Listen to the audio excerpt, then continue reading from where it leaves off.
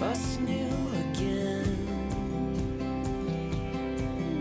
We lay our armor down. We lay our armor down. We lay our armor down. We lay our armor down. We lay our armor down. We lay our armor down. We lay our armor down. We lay our armor down. We lay our armor down.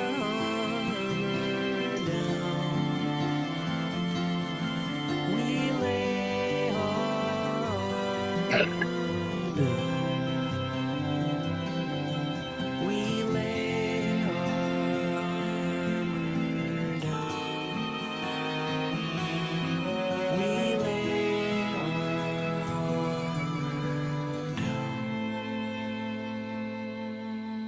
down. We lay our armor down. We lay our armor down. We lay our armor down. We lay our armor down.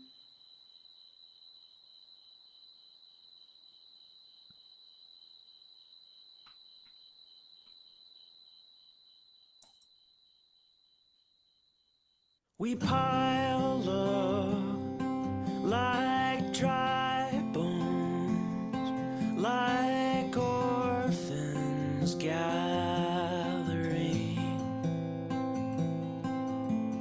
in burden.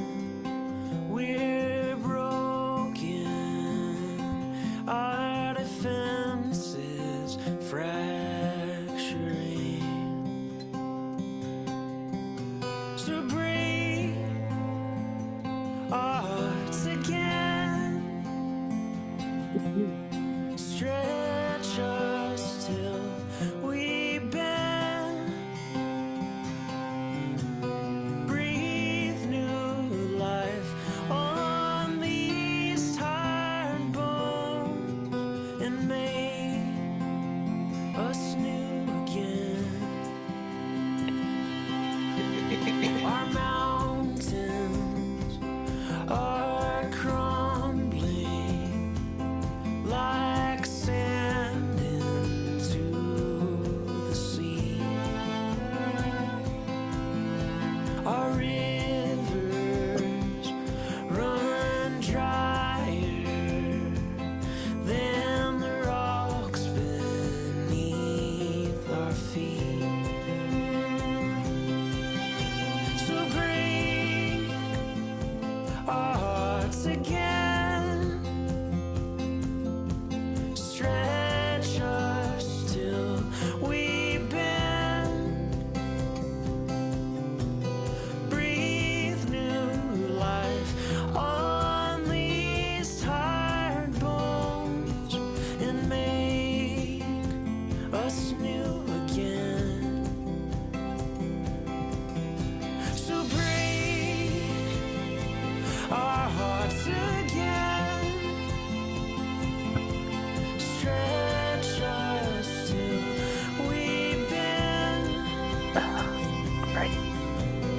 breathe new life on these tired bones, and make us new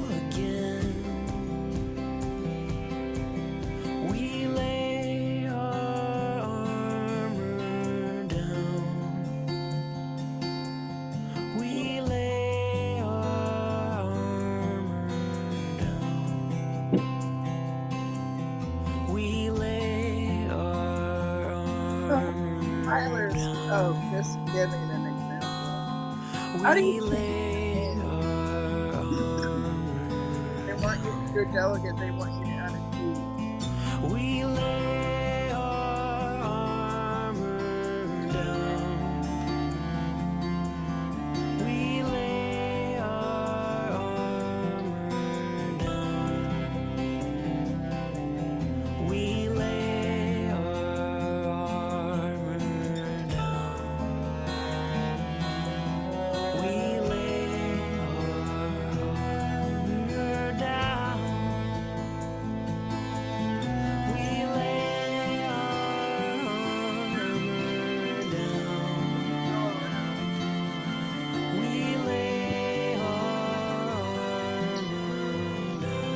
armor down.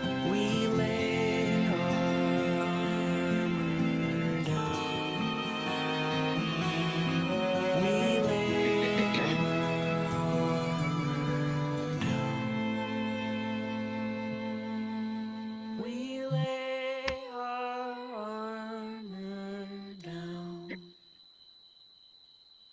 We lay our armor down. We lay our armor down. We lay our armor down.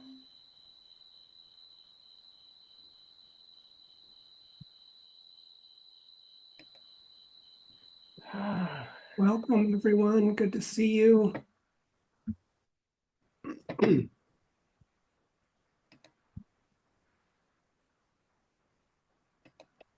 Glad you're here. For those of you who are just coming in, if you would put a D in front of your name. If you are a delegate, as a reminder, every clergy person, every authorized minister is a delegate. And also every church under 200 members gets 4 adult lay delegates and 1 youth delegate. And churches over 200 members get an additional lay delegate for every 100 people. Tyler, where do we put the D in front of our name? Yeah, if you don't know how to do that, put something in the chat and one of our tech hosts, our tech shepherds will change your name for you. Fantastic, thank you. And those of you who are arriving, if you would put in the chat your name and what church you're from, that would be helpful. Rename, so go to participants and go see your name. And Pam, if you could stop spotlighting me so we can see one another, that would be great. Under participants. Yeah, you'll see your name. Mhm. Click on that or hover over it and you'll see unmute and more. Click on more. Got it.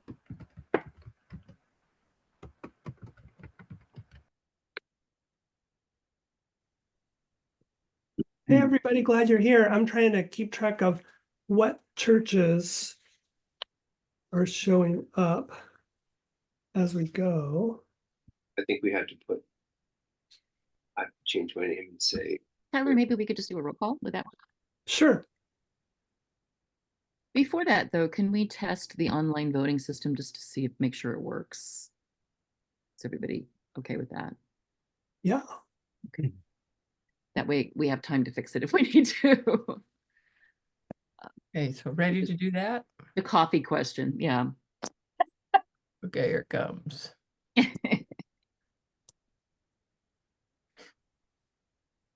So if everybody could just answer and we'll just make sure this works.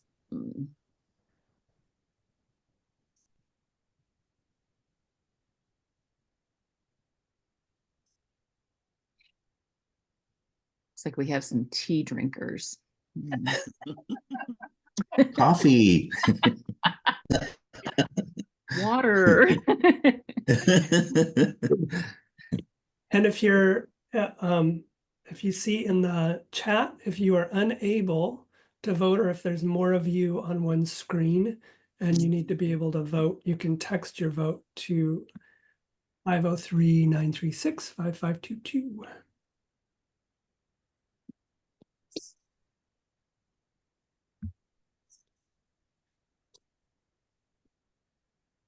I'm thinking that this works. So thank you very much. Pam, do you have any texts? Yes, sorry. I was gonna send them to you. I have one no for coffee or one for no, and a yes. One each, okay. Go All ahead. right. Are we done with the poll, Lee? Yeah, we are done with the poll. And Okay, we there we show have it. results. There you all go. And stop. Okay.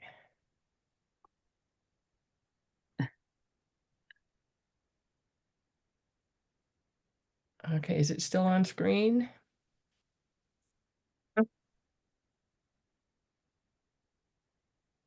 Is it safe to say the voting works? Yeah. Okay, good. Good morning, everyone. My name is Lee Matthew. I'm the moderator. And before we call ourselves to order, we will make sure we have both a quorum present in terms of the number of churches here and the number of delegates. We need 21 churches and 50 delegates. So Tyler, do you want to do a church roll call? Sure. Great. So we'll start with the churches in Idaho. And if you are here, please say something so that I know and I can check you off. And I think some of these I've already checked off, but so from Boise, we have First Congregational. Here, Vicky. Yay. Here, And Boise Right. Boise first. And anyone from Boise Right. Yes, Paul Schmidt here. And from Chalice. Anyone from Mountain Home?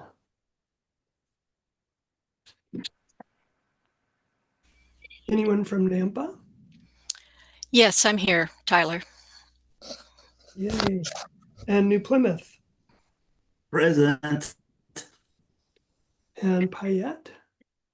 St. John's? Anyone from Pocatello?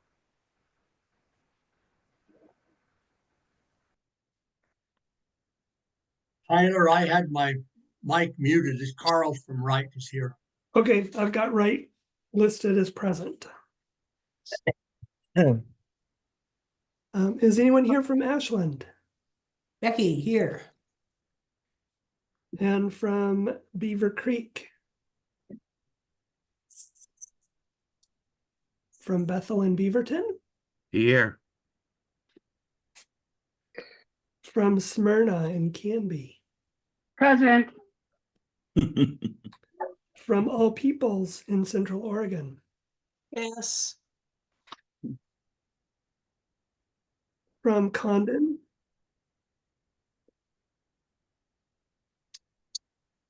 From Corvallis First Congregational? Yes. Present. Anyone here from Eugene? Present. Present. Okay. From United Church of Christ of Forest Grove? Here. Here. Dina's here, but she's not using her camera. Great. Hillsboro? Here. Riverside and Hood River? I did see somebody.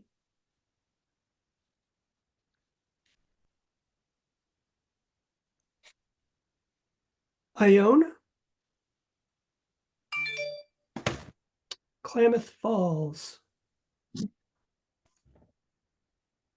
John is here from Riverside. Sorry. Okay, I thought so. Sorry. Lake Oswego? Here. And Lincoln City. I've seen Lincoln City. Here. Here. Medford? Here. Christ the Healer? Present. Clackamas? Present. Present. Kairos, Milwaukee. Present. Ainsworth. Here. Present. Bridgeport. Bridgeport. Here. we are. Present. Cedar Hills. Don Schrum here. Good to see you, Don. Thanks. Ekalesia, Samoa.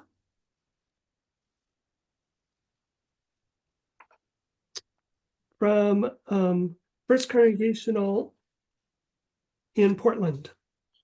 Present. Here. Here. Hillsdale. Present. Parkrose.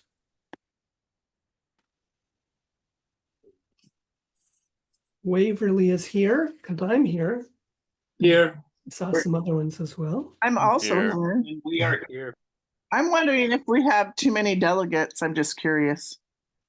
So every church gets 4 adult lay delegates and 1 youth delegate. And then every clergy person is automatically a delegate. So some churches have lots of delegates because they have lots of clergy people in them. I'm just, so Mark Harden, Amy Harden, Paul Davis, and I. Paul's clergy. Oh, but, okay. Yeah. He's just free money. So we get added. What about you, Tyler? Do you vote for us? Yep, but I get counted as a clergy person. But I get counted from Waverly, yes. We're all good. Salem First Congregational. Here. And the Dalles. Here. St. John's in Tillamook.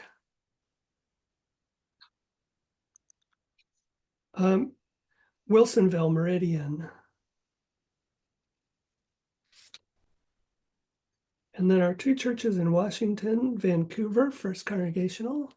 I'm here. Actually, yep, I'm here too. And Rebecca is as well. And Ruth is trying to log in. And Bethel and White Salmon. Here. Well, I think we definitely have a quorum, but let me count. I counted the delegates and my screen kept skipping, but I had well over 50 out of our 78 participants at this point.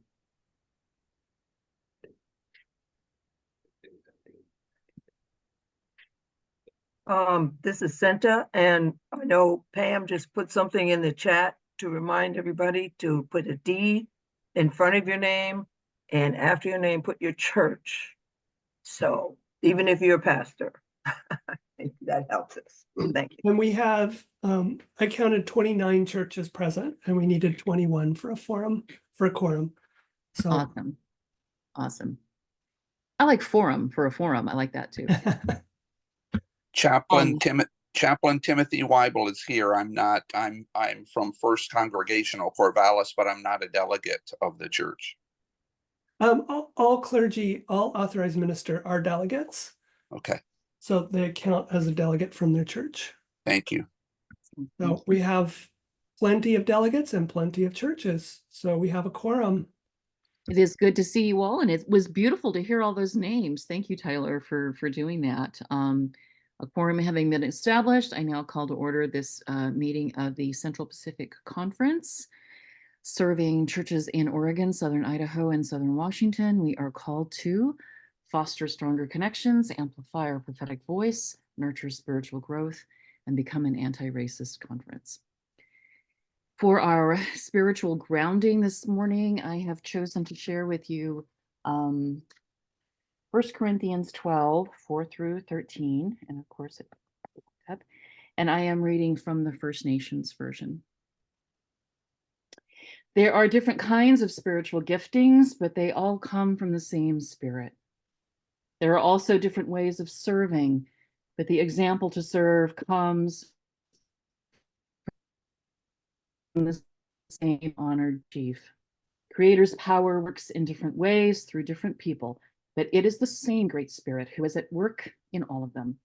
It is in these many ways that the Holy Spirit makes himself known in and through each of us for the good of all. Creator Spirit gives to one person words full of wisdom, and the same Spirit gives another person words full of knowledge. The Spirit gives a different person great faith, and still another healing powers by the same Spirit. The Holy Spirit gives to one person miraculous powers, to another the power to speak Creator's words. To another, the Spirit gives the ability to tell good spirits from bad ones. To another, the Spirit gives the ability to speak in different languages, and to another, the ability to interpret those languages. The power to do all these things comes from the one Spirit. It is this Spirit who decides which powers are to be given to each person. Human beings have one body made up of many parts that all work together. It is the same for the body of the chosen one. For through the one Spirit, we all participated in the purification ceremony that joined us together into one body. That body is made up of tribal members, wisdom seekers, slaves, and free. But none of that matters because we all drink living water from the same Spirit. Now, the body is not made up of one part, but of many. If the foot should say, because I'm not a hand, I am not part of the body, would that make the foot any less a part of the body? If the ear should say, because I am not an eye, I am not a part of the body, would that make the ear any less a part of the body? If the whole body were an eye, how could it hear? If the whole body were an ear, how could it smell? But in his wisdom, the Great Spirit has given each body part its own place, so it can fulfill the purpose it was created for and make Creator's heart glad. If all the parts were the same, how could there be a body? Even though there is only one body, it was made to have many parts. So the eye cannot say to the hand, I have no need of you. Neither can the head say to the feet, I have no need of you. But the parts of the body that are thought to be of little use are needed just as much as the other parts. The parts we see as lowly, we honor by wrapping them in beauty. We respectfully cover those parts of the body that should not be seen. But the more publicly respectable parts of the body do not need this kind of treatment. So the Great Spirit has put the body together in a way that gives more honor to the parts that need it the most. This makes it clear that Creator's purpose is to keep the body of the chosen one from division. It shows each of us how much we need each other. If one part of the body hurts, the whole body hurts. If one part of the body is honored, the whole body is honored. So then together you all form the body of the chosen one, and each one of you has a place in that body. The Great Spirit has set in place those members of his body that he has gifted to care for his sacred family. He set in place first message bearers, second prophets, and third wisdom keepers who teach. After that come some with miraculous powers, some with healing gifts, some who help and serve, some who bring guidance, and some who have the gift of speaking in other languages. Can you not see that all these are message bearers or prophets or wisdom keepers? That not all have miraculous powers or healing gifts or the gift of speaking in other languages or interpreting those languages? I want you to set your hearts on the chief gifts, the ones that will bring the greatest blessing to the sacred family.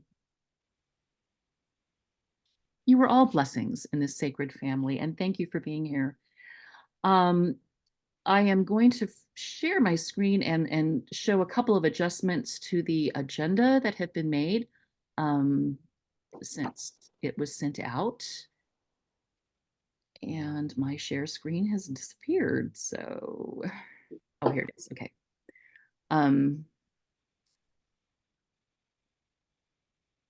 If you will scroll down, the Cornerstone presentation and generosity officers are not able to be with us today, so we will not be hearing from them. In that time slot, Tyler will be sharing Friends of the Conference with us. When it comes to voting, we will not be voting today on clergy compensation guidelines. They will be presented and open for discussion, but that will not be a vote.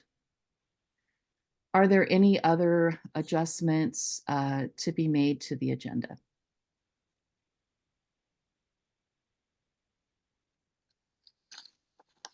Hearing none, that stands.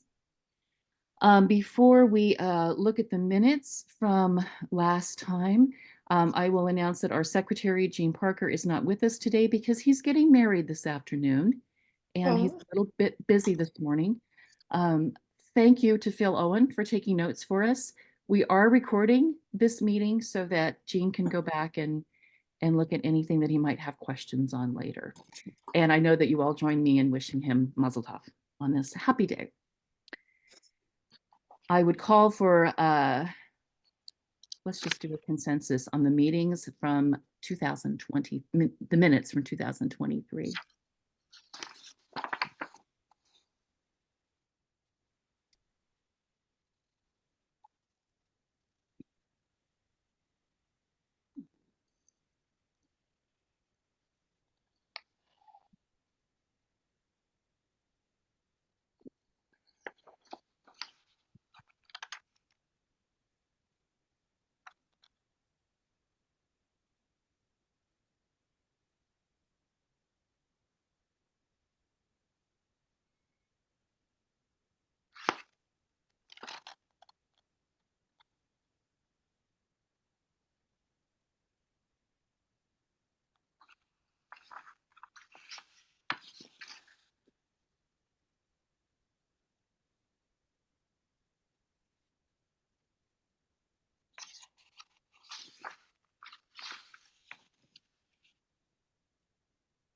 Looks like we're done. Yeah. Here's the results. I will add, and I sorry that I did not say this ahead of time. Oh, sorry. There were 2 yeses by text as well. Thank you. I will add, and I should have said this before. I'm sorry. There is a blank in the minutes when a name is missing, and it was our Philippine guest from last year who spoke, and I got that name from Anne. It was Elmer Labong, chair of Kulasang Mayono, and that will be added to the minutes where there's a blank where I think the name just wasn't caught.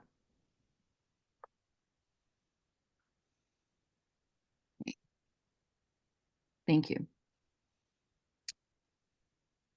I trust that you all had time to read the ministry reports that were submitted, and I thank those that that did so. And I am now going to call on each group, each ministry team, if there's anything else that they want to add, or they would be open to questions and comments. And again, this is information only on what we've been doing the last year. First up is Conference Minister. Tyler, is there anything you'd like to add to your report, or any questions anyone would like to ask of Tyler? I don't have anything to add. I wonder if there are any questions. I want to say that I was really grateful for the meeting that we had last weekend, and for our ability to have both an in-person and an online portions of our business this year. That we did important business together last weekend, and I was really grateful for the business that we were able to do together on site, and for the ability to be able to do now other business online. Yes. Thank you to the Reckoning with Racism cohort for putting that together last weekend. That was wonderful. Thank you. Are there any questions for Tyler? Gabrielle raised her hand. Yes. Hi, Tyler. From your bird's eye view as our conference minister, I am curious what you feel the Spirit is saying to the churches.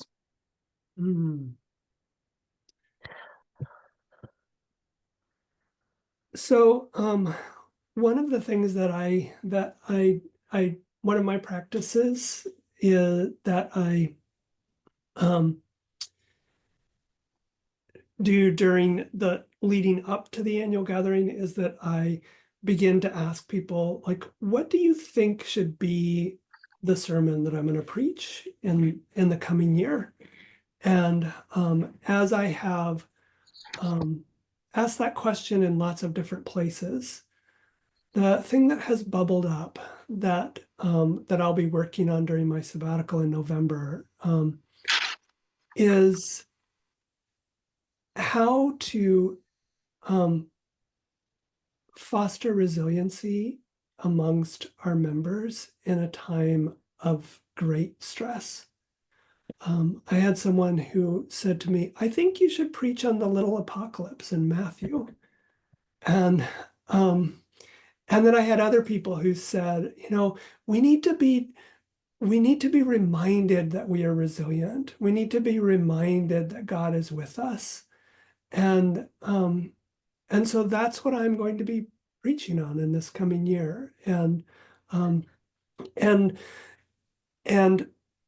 really thinking about what we do in times of stress, what we do in times when we know the environment is changing, and how we are resilient in the face of climate disaster that's coming. And so one of the things that I think Christ is saying to us is, don't be frightened, little flock, because God is with you. And also a reminder to be earth seed, to be that seed that God spreads, the salt that is needed in the world at a time when things seem to be around us troubled. And so that is what I think that God is saying to us in this moment is peace, and be peace in a troubled time. Thank you, Gabrielle, for asking that question. Thank you for that answer. Tyler, I appreciate that as somebody who's loses a lot of sleep over the upcoming election. And depending on the results, your sermon may be needed more than ever. So, I think whatever the results, yes, I think that is the thing we must focus on this year. Thank you. Thank you. There's a question in the chat.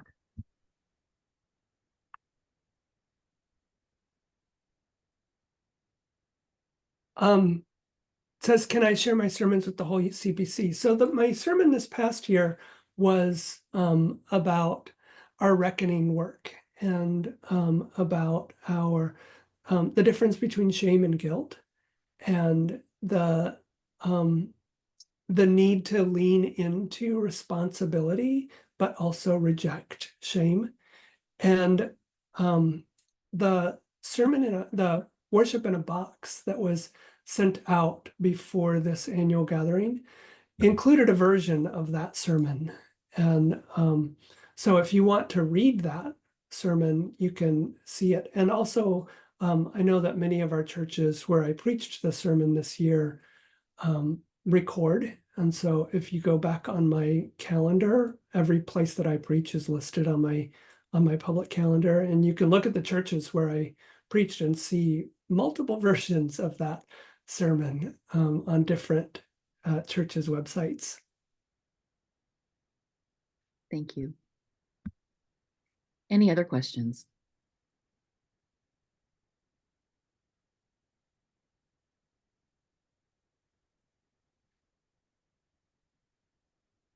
I will go and find that worship in a box and put it in the link in the chat. Thank you, Tyler. Thank you. Thank you for all the work you do, not just for your report. Next is a conference moderator. I am retiring tomorrow. Tomorrow is my last Sunday at my church, so I know. And at the end of this meeting, I'm no longer the moderator, so it's just like an exciting day for me. Any questions? Any questions? But you will be post moderator, and there's stuff that comes with that. Which no one told me about when they asked me if I wanted to be moderator. I'm just saying, Cinta. We will move on. I'm going to call on Caroline and Natalie for the Camp Adams. I want to start out by saying, both of you, what beautifully written reports. Thank you very much to both of you. And I'm going to first ask if there's anything you want to add, and then I have a question. So Caroline, Natalie, anything you want to add to what is in the written report? Nice to see you both. Morning. I don't have anything to add to the report, but I welcome any questions that people might have. Caroline and I talked a little bit about how our report for this previous year seems so limited in what we've been able to do since I got here in March. And we're excited for next year's report that will be able to reflect all the work that we have done. But because we have not done that work yet, that is not in the report yet. So if anyone has questions about what we're planning for the immediate future, I think this would be a good time. Unless Caroline, you don't want to talk about that at all. But that's something I welcome.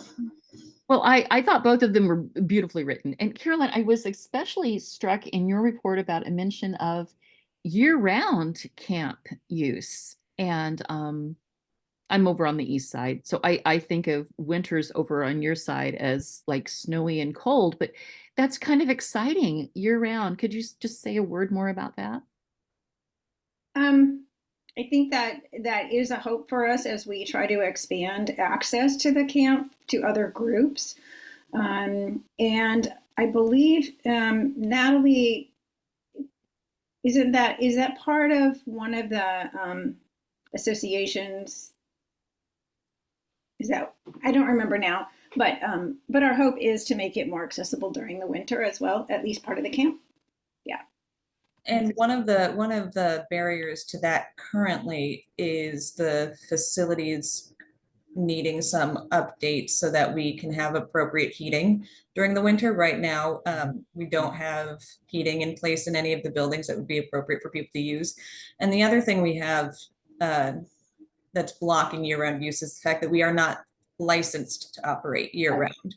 Right. So that is something that we have to get changed before we can legally operate year-round. Okay, great. It's an exciting idea. You know, maybe not even so much winter as fall and spring and different things that could happen. Yeah, yeah.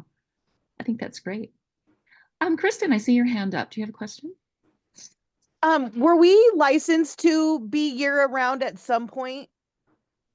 Yes, previously when camp was running outdoor school and other big events like that, Camp Adams was licensed to operate.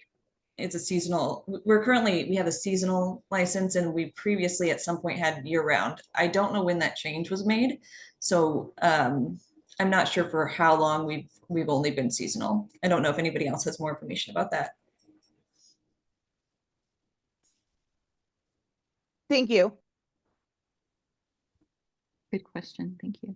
And I really want to thank Pam Rossio for all her help. She's the co-chair, so she didn't have to write the report, but she's the co-chair, so a lot of work. Yes. Thank you, Pam. And Natalie, comment do you about have a date for fall cleanup at the camp? Yes, we're having a small fall work party next Saturday on the 12th. We're just focusing on getting the bridge taken out of the creek and cleaning up some really, I would say, aggressive blackberry vines. But it's not a huge event. We just need enough people to take the bridge out.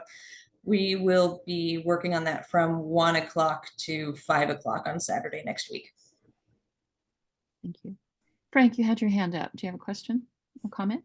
Just curious about this seasonal use license. Does that mean that a local church couldn't have a retreat at the camp during the fall, winter, or spring? That's right. Right now, we're only licensed to operate, I believe it's 185 days, and that clock starts as soon as we have our first group in during the calendar year.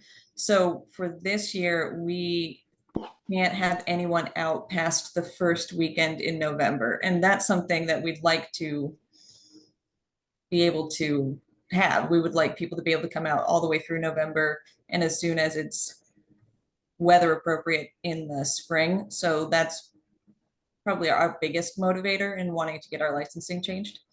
Amen. Thanks. Excellent, excellent. That's very exciting, I think. There are some interesting comments in the chat. Ginger put, if you have seen the new PDX terminal, which is beautiful, with lots of wood and trees, Camp Adams is there. There's a handbook that shows where all the Oregon wood came from, and there it was, Camp Adams. Wow. Yeah. And Pam noted that we also need to improve accessibility.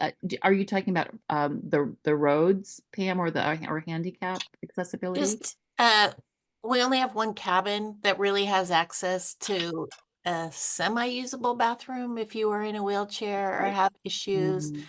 We do have ramps to all the cabins, but there's just a lot of work to especially getting making it accessible for all. Thank you. Thank you. Any other questions or comments? And we will be hearing on the budget later. The pieces we're voting on come after our first music break. So we'll have time for that later. But for right now, I'm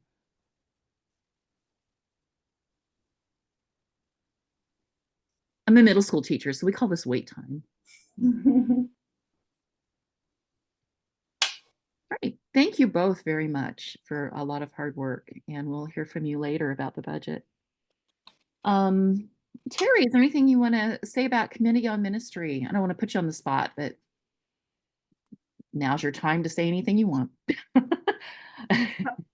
Didn't know that was my responsibility. I would defer that to Jean Avison and Becky Martin, who are the chairs of the Committee on Ministry. Okay.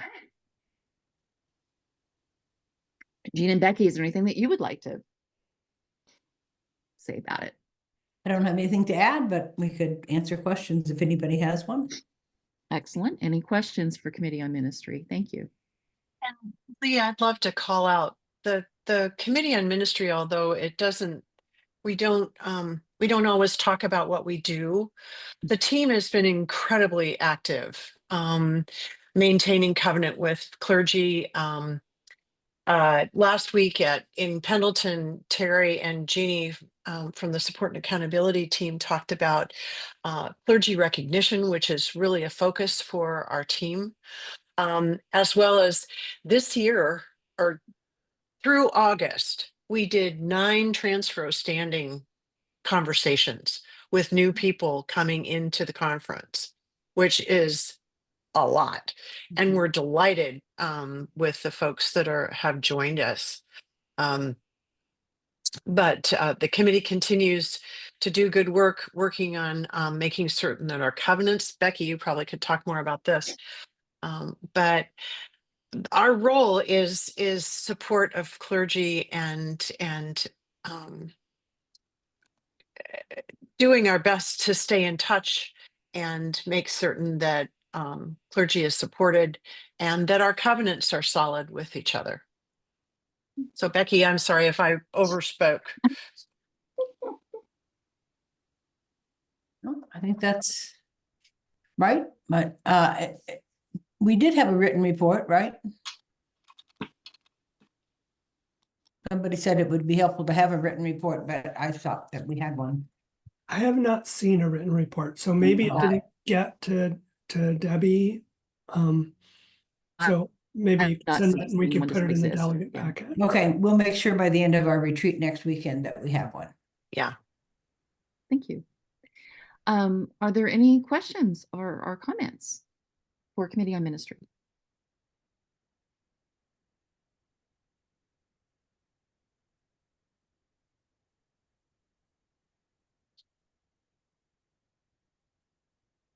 Hearing none, thank you all very much. Thank you. Finance and Development Ministry, Jeff, can we put that with the budget presentation? Is that okay with you? Can we package that in one piece? Sure. Since that is what you do. Okay. All right. Thank you. So we'll not that we're skipping finance and development, but we'll get to that when we do the budget discussion, the voting piece. Is there anyone from Justice and Witness and Ministry? I'm not going to call anybody now because evidently I blew it then. Anybody from Justice and Witness who would like to speak to their work or be available for any questions? I am here. Rev T is here. T is here. I will just briefly say that I think this is a season of reorganization for us and looking at how we do justice work, and not just sort of the end delivery of services, but rather how do we get more at the root causes of some of the challenges that we face today. And we spent a lot of time on healthcare this year, healthcare for all, some time on trans rights. We've been having a lot of conversation of what does it mean to be an open and affirming congregation today? You know, where do we have churches in the conference that have been O&A for 30 years. So where is the relevancy of our ministry, and where is God calling us to be present? We were present at Pride, and thanks to all those at Portland Pride and other prides around the conference. But thanks to all those who made Portland Pride really meaningful and wonderful. We've talked about the need to restructure the work that we're doing on environmental issues. There was a group, a core group, that was really involved, and right now that's sort of percolating in the wings, but we don't have forward motion on some of those things. We had a really great meeting with Ann Muir and Wider Church Ministries, talking about areas that our work is similar, and talking about you know, our dreams for both groups, asking good questions like, what is our role? What are the role of these two teams for the conference?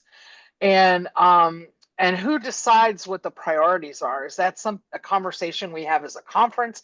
Is that a conversation that we have with the board? Is that a conversation we have amongst ourselves? So we had a deep and rich conversation with both groups. And, you know, this is, my personal view is that we are in a time of deconstruction. And when we're in a time of deconstruction, it's painful and messy and hard. And so it's a time to sort of dig deep and discern really where God is calling us to focus our energy and our resources. We're looking forward to, we're working with the national setting on having a Justice and Witness day-long retreat coming up, hopefully in the first part of the new year.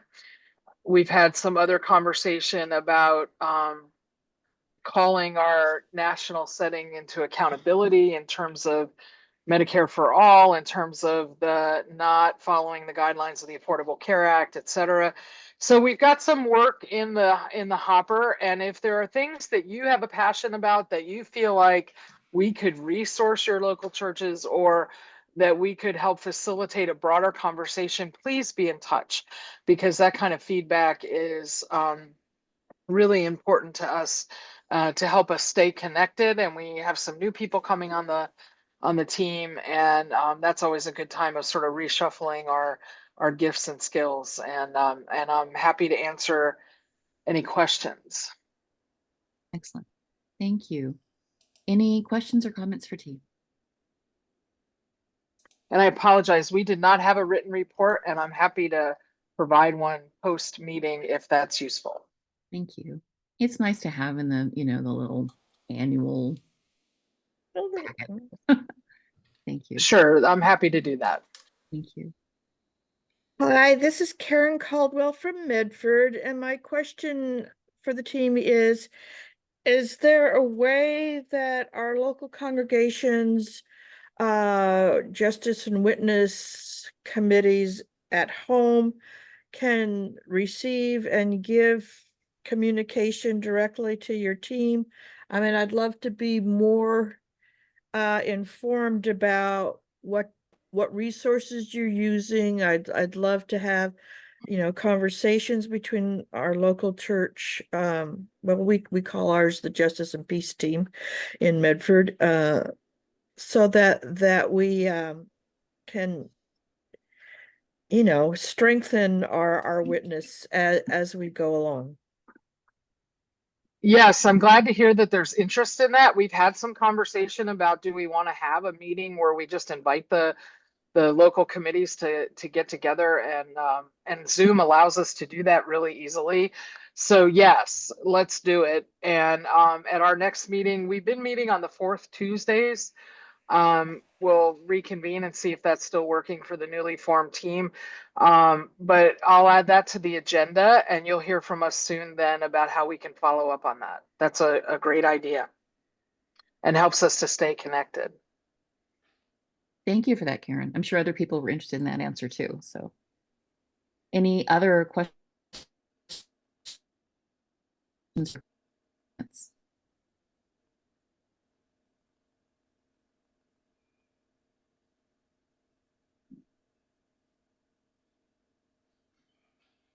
Hearing none, thank you very much, T.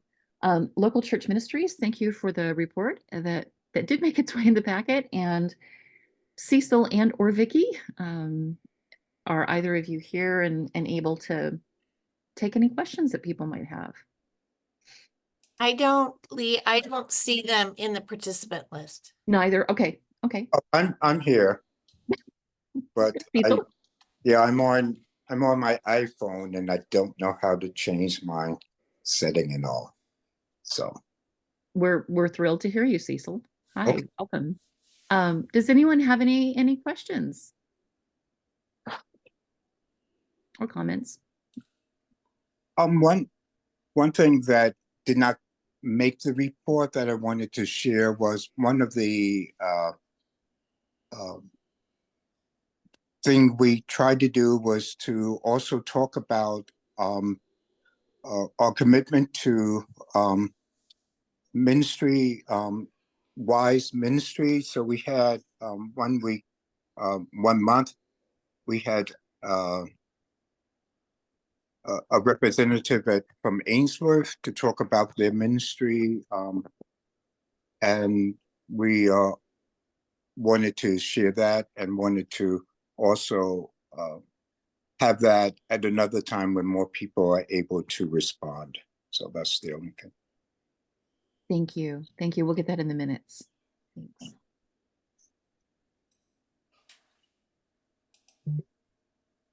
Any other?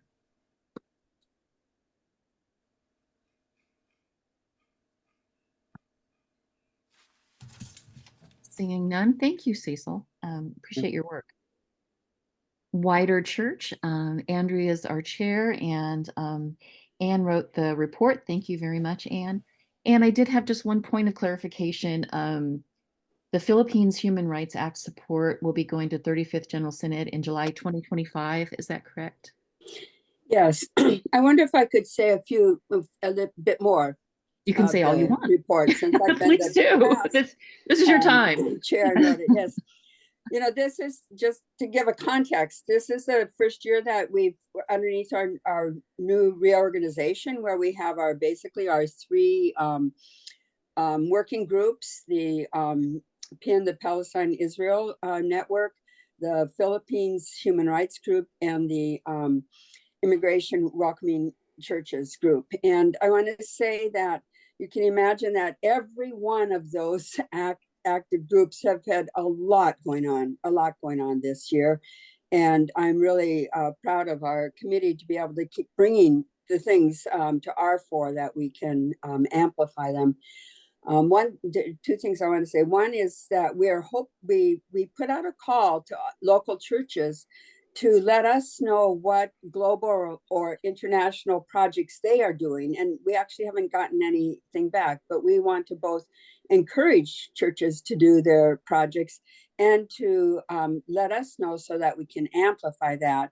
And Andrea is really trying to put that together, but we actually had no response yet. So we think that we're pretty sure that some people are doing some things, and we'd like to know. Then finally, thanks to answer your question about the Philippine human rights, at the our last conference annual meeting last year, we had a resolution that we passed unanimously to send the human rights resolution on to Synod. And that's all in the works. We're in the final time working with two people that they gave us to get the language. The legal specific language in a resolution that goes to Synod is very specific. And what we had here didn't cut it, except for the part that we're sending it on to Synod. So, but they're very helpful in getting that in, and we will complete that and be ready to take it on to Synod. So, and I'm really pleased to welcome Andrea as the new chair. Thank you. I just wanted to say very quickly, I hadn't met Anne yet until I came back. I've been off and on for 2 years in Mazatlan, pastoring a church there. And my parishioners were posting things on Facebook by someone named Ann Muir. And I said, I wonder, is that the same one I know or would know? And sure enough, I mean, you've got global, international recognition. And so that was just really wonderful to see. And yes, I want to echo, first of all, thank Anne for her incredible leadership these years to really move the projects and the issues that are so important to many of us here. And also to help me move into this space, and we'll continue to work with her because she's going to continue on the team, right? Right. And so the two things I wanted to say, yes, to encourage more response. I mean, I can't believe we didn't get one response from any of the congregations in terms of any ministry, any work or relationships you all have with others in other countries or a particular issue. So we're trying to get an gauge of what that all looks like. The second thing I wanted to say is that I'm also, and you may have seen it at the annual gathering, there was a sheet, a purple sheet that I condensed of contacts. Because of the shifts in the national office, I thought it was really important for everybody to get kind of at a glance look at who do you contact in the national office or global ministries on issues or ministry opportunities or all kinds of possibilities. So I can certainly email that document to you. And I also prepared, you saw a copy of Anne's annual report, and on the other side was just what the charge is of wider church ministry. So if people are really interested, if you have someone in your church, and I'm really looking to having folks younger than most of us to be there to give their perspective. So I welcome that and invite you to look at those materials and connect with us in any way, shape, or form. So thank you again for the opportunity to serve you all in this capacity. Thank you. Thank you both. Thank you both. Stephen, Thank Rebecca, you, guys. you have a question? Yeah, speaking just for Vancouver UCC, we haven't seen anything come through regarding questions, so that would be our lack of response. I don't know about other folks as well. We promoted it through On the Way, and I'm trying to think of other ways that we got it out. I think to the clergy network, the clergy base camp. I set that note out to every clergy. So unless there's a particular person who's in charge of that for your congregation, we'd love to have that contact as well. Very good. Thank you. Great. Thank you.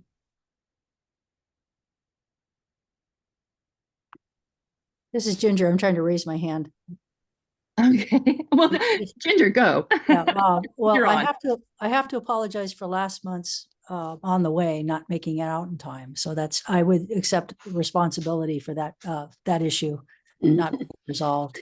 But I also think that, I'm thinking about meeting with the communications team about a broader outreach for On the Way and ways in which we can improve messages like that. There's a team that works hard on making sure that the information that's important gets out to the church level, and maybe there's an extension of what I can do to make sure that it goes directly to leaders in each congregation or people who are working on the same thing, that they get a direct email about it, not just an On the Way general notice. So anyway, thank you for bringing that up.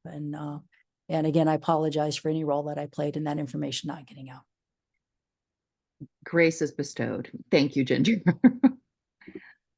Kristen, I see your hand up.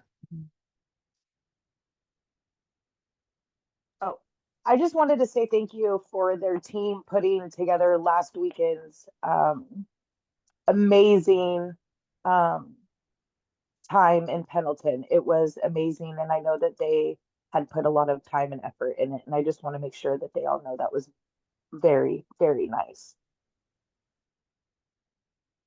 Thank you. Thank you. Any other comments or questions?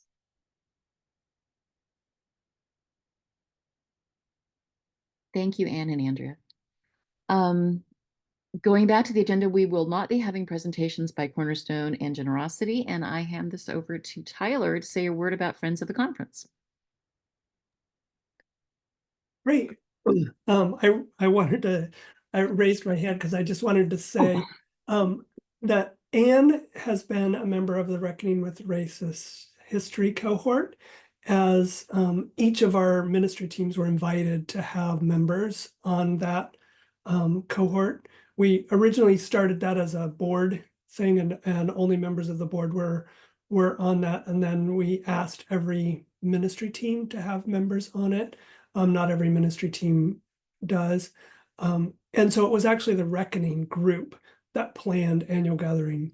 And Anne was part of that because she's on that group, as well as being the chair of Wider Church Ministries. So thank you to that group that planned annual gathering, and for the continuing work that we're continuing to do to reckon with our history. So I wanted to share, these are people who gave to Friends of the Conference this year. And I intended to do this at annual gathering last week, and the in-person on-site annual gathering, and forgot. So I thought this would be a great place to do that here. And I just want to say thank you to all of these people who have given to the Friends of the Conference this year. And also, I'm going to put the link in the chat. And if you don't see your name on this list and you would like to be a giver to the Friends of the Conference, you can click on that link. I noticed that I have not yet given this year to Friends of the Conference, even though I committed as a board member to give to the Friends of the Conference. So I'll be clicking on that link and giving myself. But thank you to all of these people who have given. These are donations from individuals, not from churches, directly to the work of the conference. Our church's wider mission is the money that churches give to the conference, and that money. One of the things about the United Church of Christ is that we don't say you have to give a certain amount to the. We do have that small dues per member in the Central Pacific Conference, but our church's wider mission is voluntary. It's entirely voluntary what churches decide to give to the conference. And then we also have this opportunity for individuals who want to support the ministry of the conference. And so thank you to all of you who have already given. And I'm going to put that in the chat. Thank you, Lee. Thank you. And there is a note from Janet Parker in the chat. You can sign up to do monthly giving to the Friends of the Conference like you do with other charitable giving, so you don't even have to think about it. So yes, thank you, Janet, for being one of our monthly givers. We have a handful of people who give monthly, and that's super, super helpful. Thank you also to our churches that send in our church's wider mission, OCWM, on a monthly or a quarterly basis. That really helps us.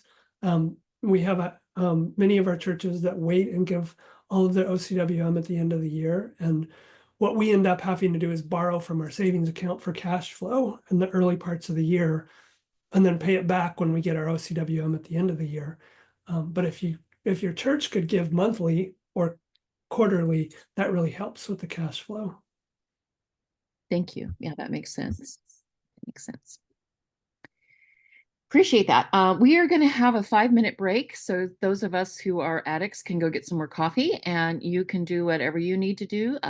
Do some yoga, put the clothes in the dryer, whatever. And in 5 minutes, we will meet back and start talking about the things we will be voting on today. So see you in 5.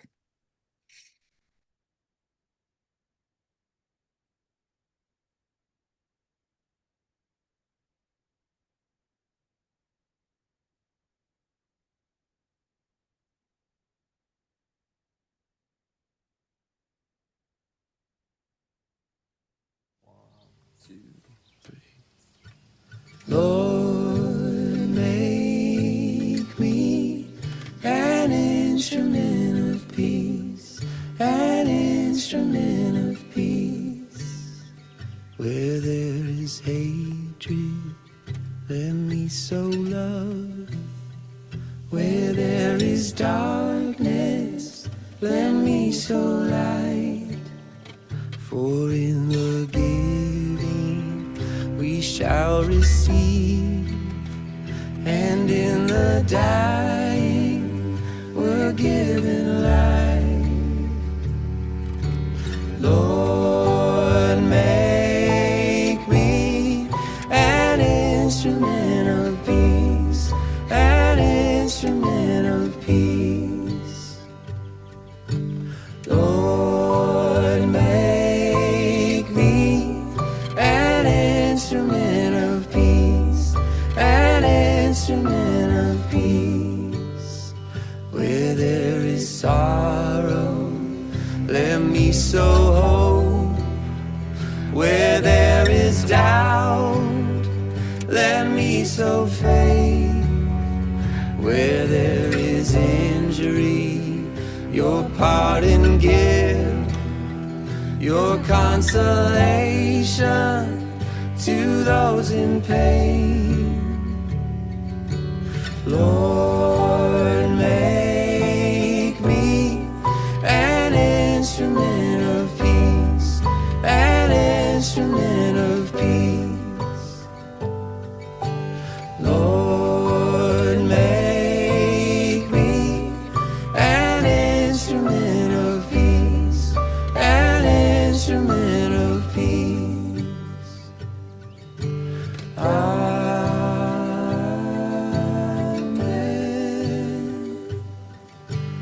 Amen.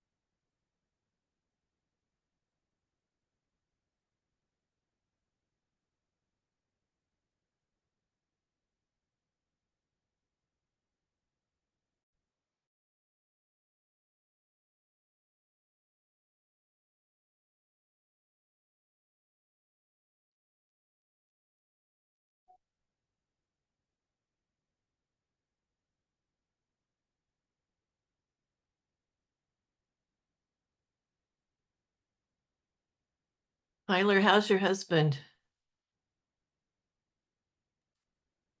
So we both have COVID. I got my first symptoms on Tuesday, and I was vaccinated at early September, so my symptoms have been a lot milder. although they still weren't fun. But he is doing better. He actually put on a mask today and went to the farmer's market. So he's well past his 5 days.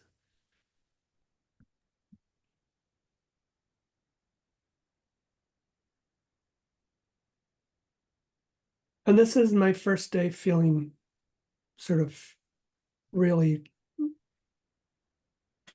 pretty much okay, although I expect I'll probably crash this afternoon.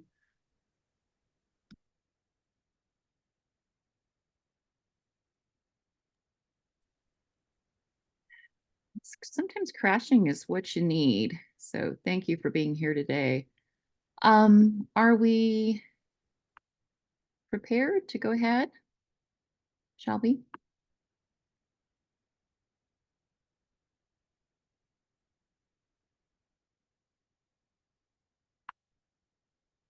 Hearing no objections, I'm going to go ahead and get started, and we'll share my screen here in a second. We move to the portion of the meeting where we're talking about the things that we will be voting on later this morning. The first are proposed bylaws revisions. What do bylaws have to do with being a holy sacred body? We have volunteers who come in to do jobs, and we have new clergy who come into churches, and we have new members who come into the conference.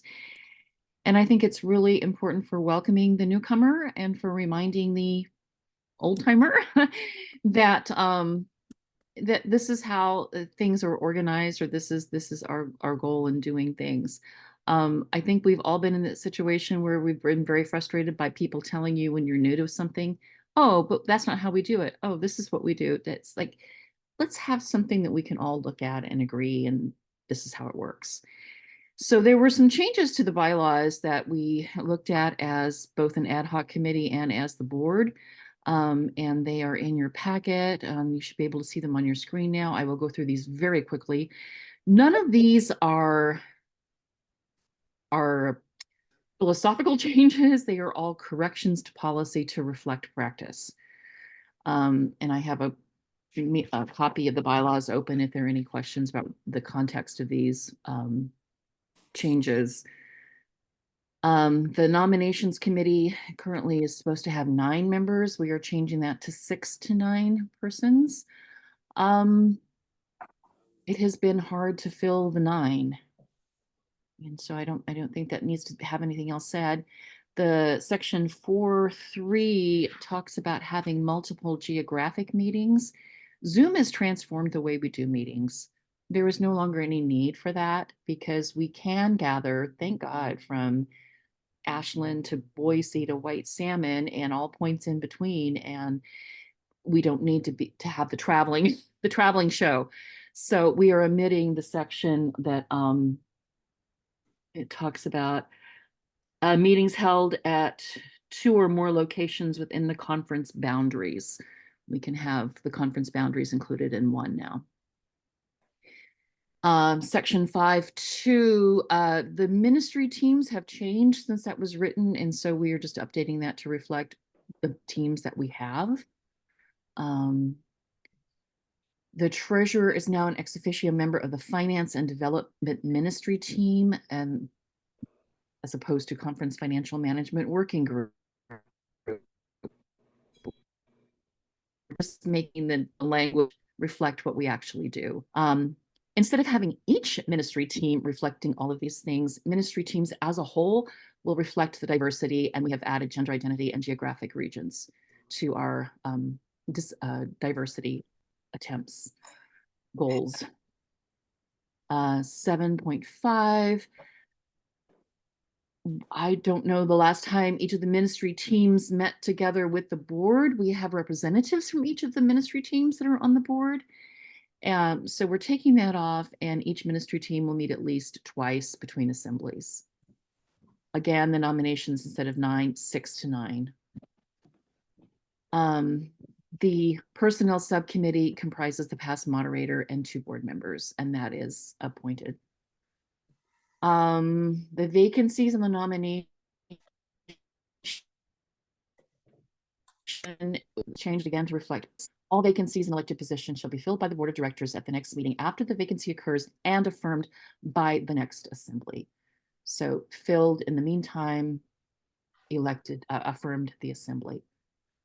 Otherwise, vacancies just sat until the next general meeting. So we are voting on these. This note, and I am sorry for any confusion, I'm not sure what just happened. This note about,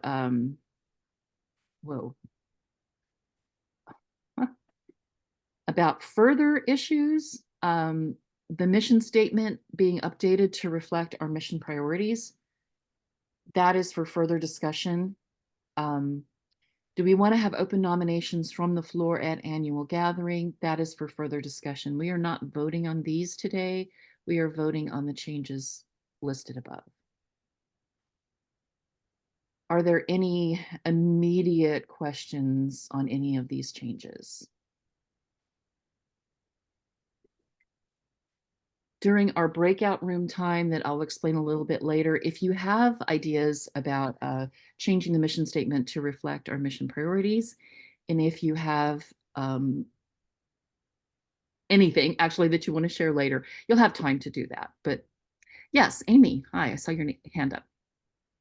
Thank you. I just wanted to know if there's, for lack of a better word, a quota of diversity that is goes into the bylaws, or if that's a separate policy that you have. Like, how are we measuring the success of the diversity within the conference?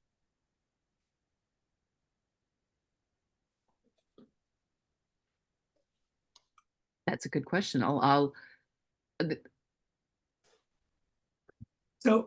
I can answer that.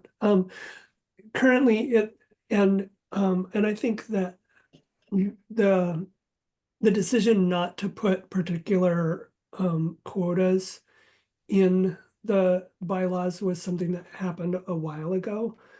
But what the nominations committee is tasked with is just to pay attention to those different categories of people. And so at every one of the nominations team meetings, they ask questions about, do we have geographic diversity? Do we need anybody from particular parts of the conference?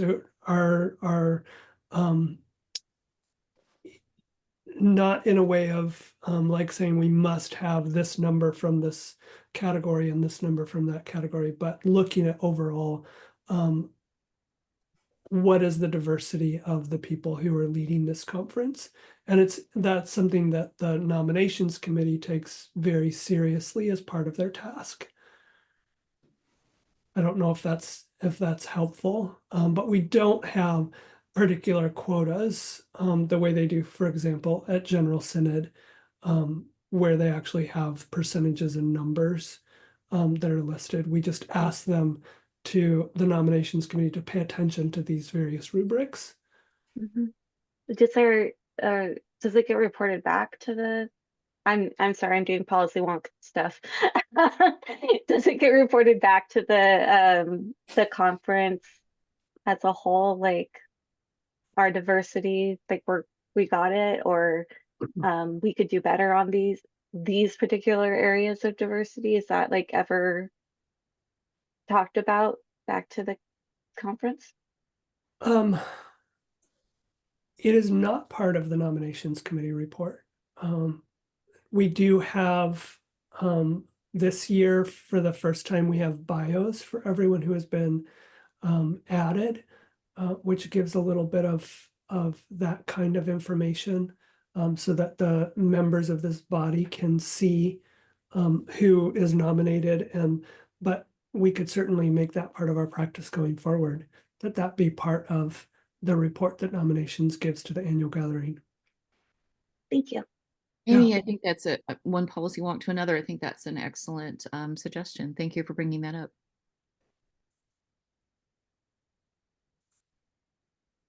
Any other comments or questions? I want to say in the chat, there was a question from June Batwell about whether or not our bylaws were on the website. and that is an oversight. They are not on our website. I put a link in the chat to the most current bylaws that I have, that I believe are the current bylaws without the changes from today. I would suggest that that's actually, thank you for that suggestion, whoever made that after whatever changes we make today, that we do post the bylaws on the site. Yes, I will Great make sure. Thank you. You have to dig sometimes, so.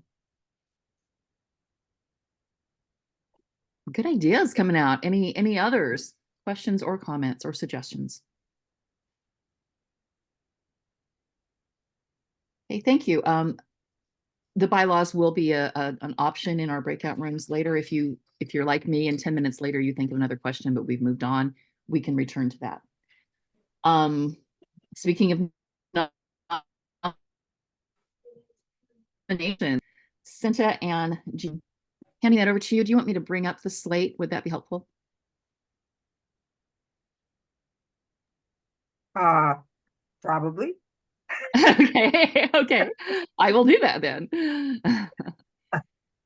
So we'll see your beautiful faces first, and if there's anything you want to say, and then I'll bring it up. Hi, Jeannie. There you go. So yeah. Yeah, I hope everybody has had an opportunity to look at the slate and to read the bios of everyone. I mean, I had to twist their arms, so make sure you read them. And the nominations team did a pretty good job. We have a couple of openings, so hopefully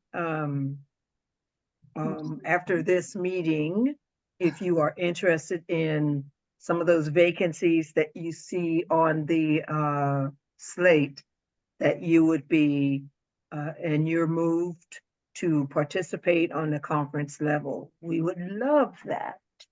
And right now, I believe we're almost able to get everybody for the Committee on Ministry. They are looking for one more lay person. And then Finance and Development is needing a person as well, I believe. But this is your new slate of leadership on the ministry teams and the board. So I don't know, are there any questions about, does anybody have any questions? I would like to add that I see that Kristen from Wilsonville is interested in education and local church. Yay, welcome. It's Smyrna, not Wilsonville. Oh, excuse me, Smyrna, I apologize. But I also want to add that with the exception of COM, which has a larger profile in terms of the time involved, and so requires more conversation, the ministry teams, we have filled the minimum required. We haven't filled the maximum required. So if there's a team that engages your imagination and you would like to join, contact one of the nominations team. We'd be delighted. So, and I also wanted to echo what Tyler was saying about the seriousness with which the nominations team takes our goal of many different layers of diversity and inclusion. We don't have metrics, and that's a great question or a good way to report back. So thank you for that, Amy. That's what I know.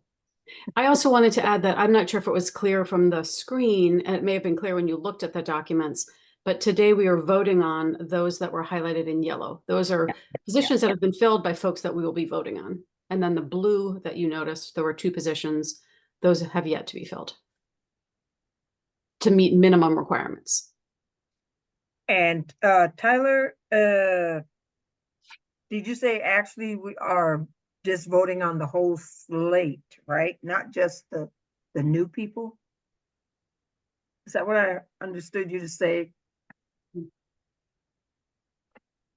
I think that because the people who are continuing are continuing. We don't have to vote on them. So really the only people that are getting voted on today are the ones that are highlighted in yellow.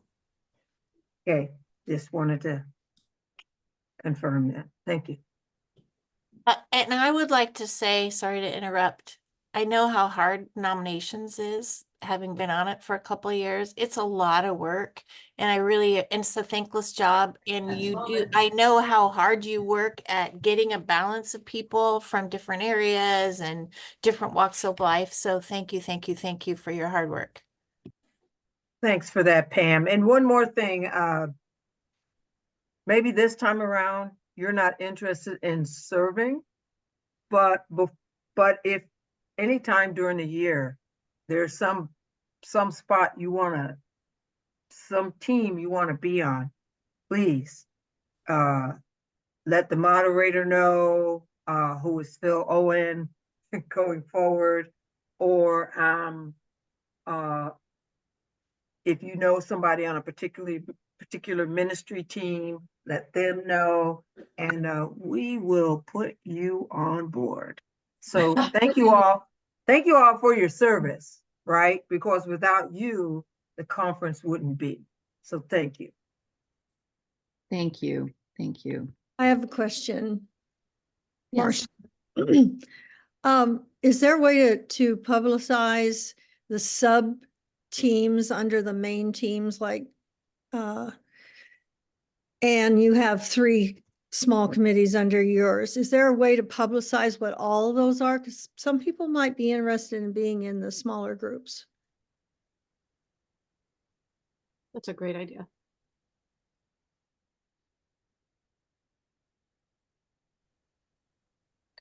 Marcia, are you talking about the working groups that each team has? Yeah, like they're separate, like the Philippine thing. People might not know there's a separate one, or the PIN or whatever. And they might show interest. Yeah, and that would be something that maybe as the communications team, we could work on that and communicate with the leaders to put that on the website under each team. Okay, sounds good. Thank you. Frank, I see your hand up. Yeah, I'm curious as to why we don't have to elect the moderator, and I guess the past moderator. Do we assume that when someone gets elected to be the moderator-elect, it's a 3-year job? You are voting on the moderator today. Well, it's not yellow. It's not in yellow. Oh, I'm sorry. Yeah, moderator-elect. You are voting on the moderator-elect. Sorry, Rob. Yes, it is assumed that the moderator-elect is sort of in training to be the moderator. Okay. Yes, that is an assumption. Got it. Yeah, when you accept the when you become the moderator-elect, you're accepting a 3-year position. Yeah. Thank you. I misunderstood your question. We are voting on the moderator-elect, Rob. Yeah. Thank you. Any other questions?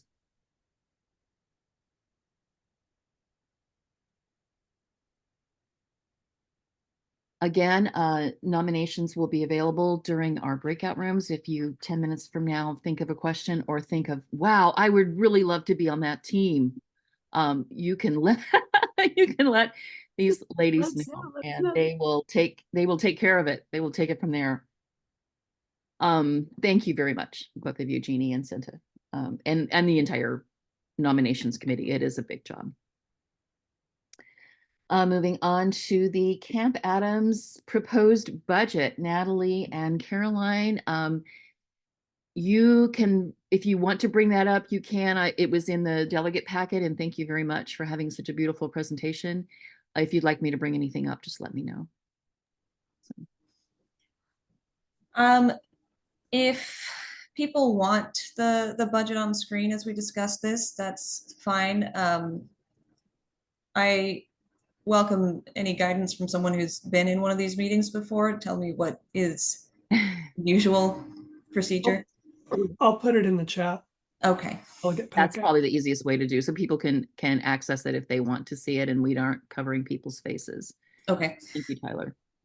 I certainly do not want to go line by line of this budget and tell everyone what is going on with it. I want to draw everyone's attention to a couple of numbers, though. You'll see that in the 2025 proposed budget, the very first line expects that we will get $75,000 in revenue from summer camp. And you'll see that that is the same number that was budgeted for 2024, but is not what we hit or came close to in 2023. And the reason that we decided to go with $75,000 again in the budget is we're planning to expand camp into 6 weeks. And so that number is based on the goal of having at least 25 campers per week for 6 weeks. So that is why that number looks like that. And then I'm looking through my notes, seeing if there's anything else. Yeah, we also will have a significantly higher budgeted number for staff salaries, and that is because we are planning to increase the number of people we are hiring as staff at camp, and we are also increasing our salaries for all of those staff positions as well. So that number will look significantly higher. And then we are also in the process of contracting with an outside food service company to provide our kitchen team for summer camp. And that has an impact on the budget as well. I think it will end up balancing out, but those numbers look a little bit different than they have in previous years. If anybody has a big question right now, I think we'd be happy to talk about it. But we are also, we'll have a breakout room. So if people have questions, then Caroline, do you have anything you wanted to add? Natalie, maybe also explaining why we're hiring an outside kitchen staff. Yeah. Oh, sure. It's really difficult to hire seasonal kitchen teams. It has always been pretty difficult. I can say from the Girl Scout world, it's always been a complete gamble. And it's the biggest thing that stresses everybody out all the time. And it's becoming more and more common for camps to contract with a kitchen service that has professional kitchen staff that they hire, and they bring in their team to manage the kitchen so that you don't have to worry about trying to find someone who's looking for a seasonal kitchen job, which isn't really a thing that people are looking for. So hopefully going this route will give us a pretty consistent staff team in the kitchen. We'll have enough people and we don't have to worry about suddenly not having enough people in the kitchen. We don't have to worry about volunteers needing to jump in and helping. It's just it's becoming a very common operating model for camps because seasonal kitchen staffing is such a pain for everyone. And the other issue in terms of salaries is making sure that our salaries are competitive and are also just. So we've been looking at that piece. So it's time to increase what we're paying and expect people that are looking for a full summer job. If we're only saying, oh, it might be like 8 weeks, then we have to look at that so that we get good people. There is a question in the chat saying, is the kitchen team able to accommodate special diets for vegetarians? Yes, that's a core part of what one of these kitchen services does. And I would say, in my experience with outside groups like this, usually they have a very, very good handle on dietary restrictions because they are professionals and they have that at the front of their minds.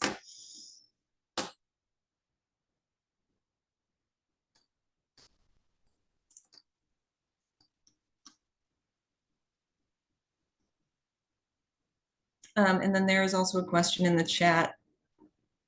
Contracting kitchen team is a great idea. Where is it noted in the line items? And it's down under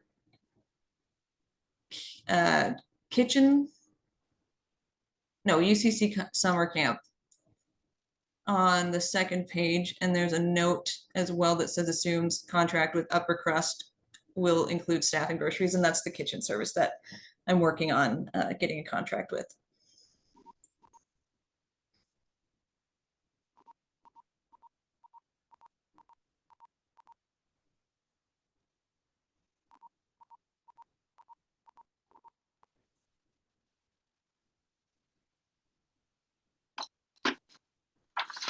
Realized I was muted and I was like, Frank, yeah.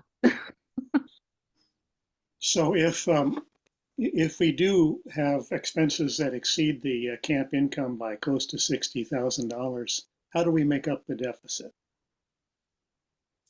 So there may be someone else who's in this meeting who can explain this a little bit better than I can because they are more familiar with the way these numbers were calculated originally. But I believe it was last year, the finance team calculated that with Camp Adams' existing financial resources, we could run a deficit for, I believe, up to 3 years without it causing any kind of additional financial strain. Does that sound correct to the people who were here when those numbers were pulled together before I got here? Yes. Okay. And we have not run the kind of deficit that we said we could run and still be okay. So we're still able to run a deficit next year and could actually run a deficit for probably a couple more years before it started to affect our savings accounts and our other endowment. We also have a very conservative draw on our endowment, and so I think we're going to be fine with a deficit budget. We had a deficit budget last year, and we're proposing another deficit budget this year. The question was, what happens after 3 years? The part of running deficit budgets right now is they're building budgets, and the expectation is that by running a deficit for a couple years or 2 or 3 years, that we will begin to build the camp, and then we'll actually have much more income coming in. But we knew that last year was going to be deficit because of the interim time, and we also knew that this year was going to be a deficit with our new camp manager. I happen to know that First Portland is sitting on a fairly significant bequest that could go to Camp Adams if somebody would ask for it. I did not see who that comment came from, but Frank Baldwin from First. Frank Baldwin. Okay. I am communicating with Bruce Bishop about that bequest, and we are already drawing on it and have a working plan on how we're going to use that money probably over the next year. So that is not indicated in this budget, but it is something that we are aware of and working on. Thank you, Nat. Yeah, there were also restrictions on that gift that on what we're allowed to use it for. So Natalie's been working hard with Bruce Bishop to make sure that we use that in a way that's wise. June, I see your hand up. Yeah, I just wanted to, when you talk about the reserves we have, the endowment provides the income stream, as Tyler already talked about, and we do take a conservative draw from that. But the other piece of unrestricted funds that people in the conference need to know about is that for years, Friends of Camp Adams were very generous in supporting the camp, and that has given us quite a bit of undesignated reserves. And that, again, is a program that has fallen off a little bit in the last few years. But it is through the generosity of people in past years that we are able to be in this time of rebuilding without worrying about financial consequences. So deep, deep debt of gratitude to all of those folks who have supported their love for the camp in years past. Thank you.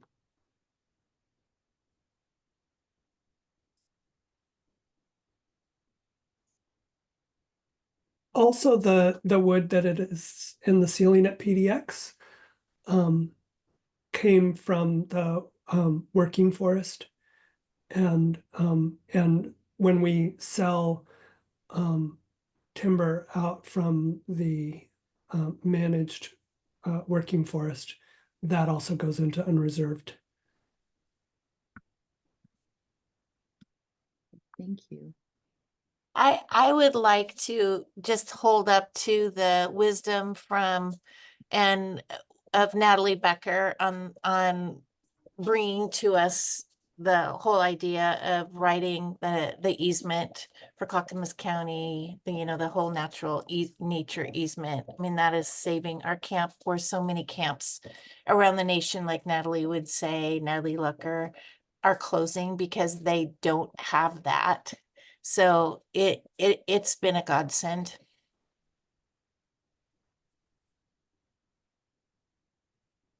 Thank you. Could the speaker identify themselves? I'm sorry, I can't tell who said that.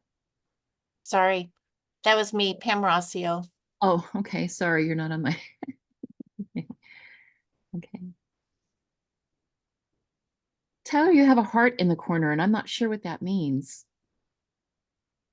Oh, that was me. I was hearting the people who did the, original plan you were just talking about. Thank you. Thank you. Are there any other comments or questions? And there will be a breakout room for Camp Adams as well, specifically for the budget. Yeah, Good if you want to question. get really deep in the weeds on the budget, we're ready for it. Deep in the weeds. I haven't heard that for a while. That's great. Seeing none, thank you both very much. We'll move on to the next thing that we're going to be voting on, and that is the conference budget. Jeff? Hey, oh, I'm sorry. Did somebody else have excuse me. something? This is Cinta, and I Hi. just wanted to say that there's one person already who wants to serve on the finance team. Yay. And we have another person who said that they're interested. They just need to look at, I guess, which team they're interested in. So thank you all. Continue. Keep it coming. Awesome. That's great. That's great. Thank you. Jeff, you got somebody else on finance. Yay. Yay. Just in time for the budget presentation. Jeff, would you like me to bring up the PowerPoint Yeah, I guess we could just like very quickly go through that. go through that. Yeah. Hopefully Yeah. people have had a look, but we can Yeah. just remind them of what it looks like. And I've got a few notes about it. Yeah. Okay. Let's do that. So page 1 is just the headings there. Mm-hmm. Looking at page 2, the main point there is we ended 2023 in balance. The total budget of $337,018. There were concerns concerning per capita. We only got to 89% of what we expected, and Friends of Conference only made it to 76%. Our expenses were moderate, and we managed to balance. So going through to page 3, main point here is that our income has continued a downward trend. As of 8/31 of this year, our major income streams are only at about 50%, and Friends of Conference was only 35% of what we're expecting. Expenses are running just as planned. Our deficit to date is $37,443. Usually I see that number and I panic. For the last 2 years, we have, as churches catch up on their OCWM, et cetera, toward the end of the year, we have balanced out. At this point last year, our deficit was 24,173. So it's, I'd say, significantly worse this year. And I would encourage churches as you can to please catch up with your OCWMs.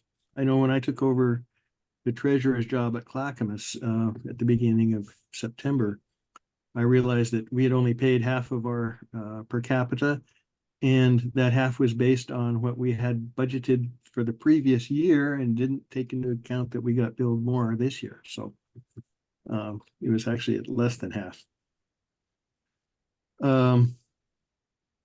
Looking at page 5,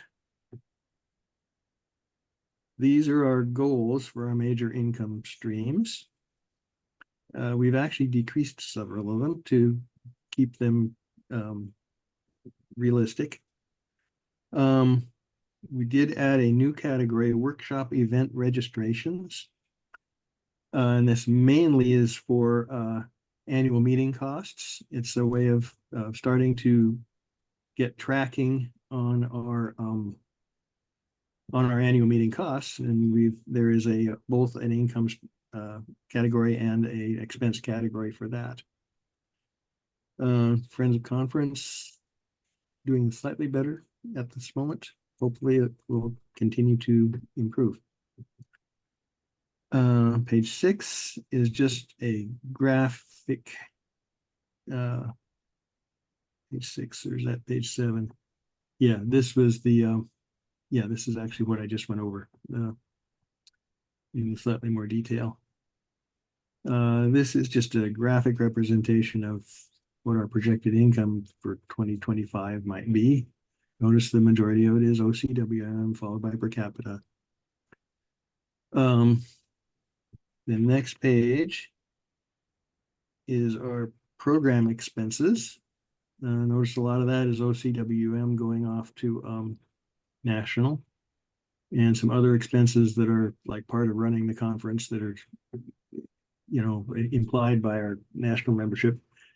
And then the various ministry teams, committee on ministry, etc. Workshops and events is a big part of that too. And that's mainly the annual meeting. The next page is staff expenses. These are going to be changing in 2025 significantly because Debbie is retiring in April. So we'll have her for, I guess, 4 months. She'll be retiring at the end of April, I believe. We will be moving to using a bookkeeping service for a lot of what she has been doing, and replacing her full-time position with 2 part-time positions, a registrar and an associate staff person. And we'll probably be loading up our communication strategist, Russell, with a few more hours if he can handle that. And Tyler's looking into the possibility that we can share the bookkeeping costs with 1 or more other conferences, which would help a lot. The next page is just sort of a breakout graphically of what our personnel expenses look like. Conference minister is a big chunk, support staff and additional staff. The additional staff is the 2 other positions. And then travel by the conference minister, the board, and also for general synod in there too. The next page is just a plug for the webinars that we're going to be holding to discuss and talk about the new clergy compensation guidelines. And I will defer to Jean Avison to give, I believe she's going to talk about that in her presentation. Yes, she is. Thank you. And that, I believe, is all I have, and I will be glad to take questions. Thank And you, we'll have Jeff. a breakout room too. Thank you, Jeff.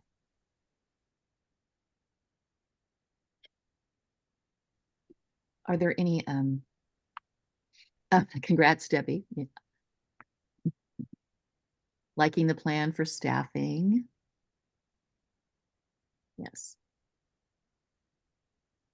Are there any questions or concerns? And again, there will be a breakout room for the budget. Nice PowerPoint, Jeff. Yes, very nice. Thank you. I did have a comment from the PowerPoint last year that it was impossible to read on the Zoom screens, but so I tweaked it a bit, but I don't know if that was an improvement or not. It's beautiful, beautiful. Any questions or concerns? Yes, Paul. Is there any thought to increasing the dues from $14? That's pretty, we could go up a little bit. I think most of the churches would be able to support that. I mean, that hasn't moved for a while, and maybe it's time that it should move up. Please give that some consideration. I know one of the issues, Debbie just bills that at the beginning of the year after getting the reports from everybody of what their membership is. And usually churches have just gone ahead and paid that immediately as part of, as an incoming expense. This year, and to a certain extent last year, people have been delaying on that. And I don't know if that is due to churches' budgetary problems or like as in the case of Clackamas, just people not realizing that it was important and or getting confused about the actual numbers. So I think it's both.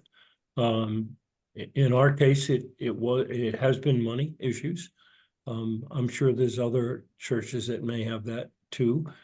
But even still, how do you function as a conference and provide the support to all the churches therein without having money to work with? And so, I personally would support an increase in that amount per capita that are members of the congregation.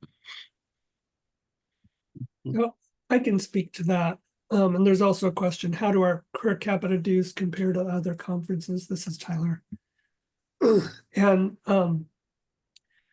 so this is, in some ways, it's a philosophical question in the United Church of Christ. Almost all of our, of everything that the conference does is paid for by OCWM, our church's wider mission, which is basic support that is given by local churches to the conference, and it is voluntary.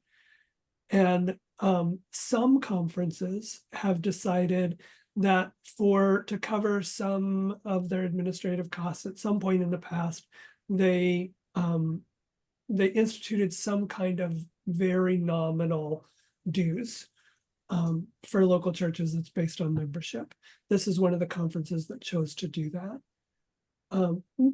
Most of the conferences in the United Church of Christ don't actually have any kind of per member dues, because in the United Church of Christ, unlike, say, the United Methodist or the Episcopal Church or the Roman Catholic Church, there's no expectation that local churches must give a certain amount to the conference for everything that the conference does.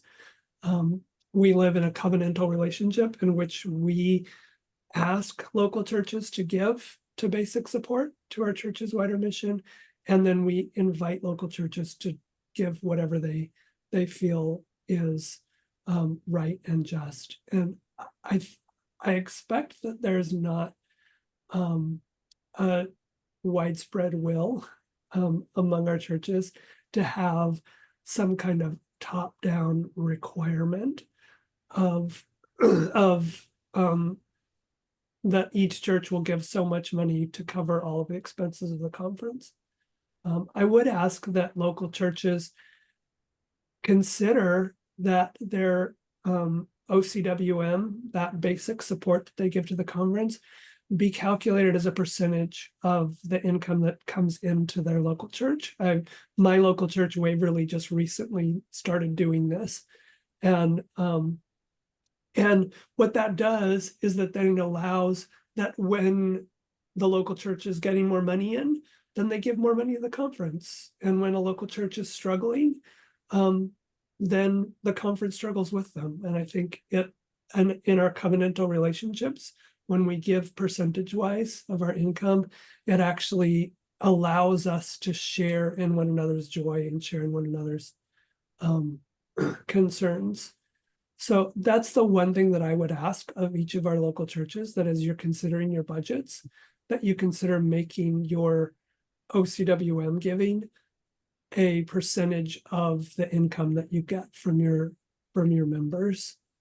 And you could do that just by going back and saying, here's what we budgeted, what percentage is that? And then just make that a percentage going forward.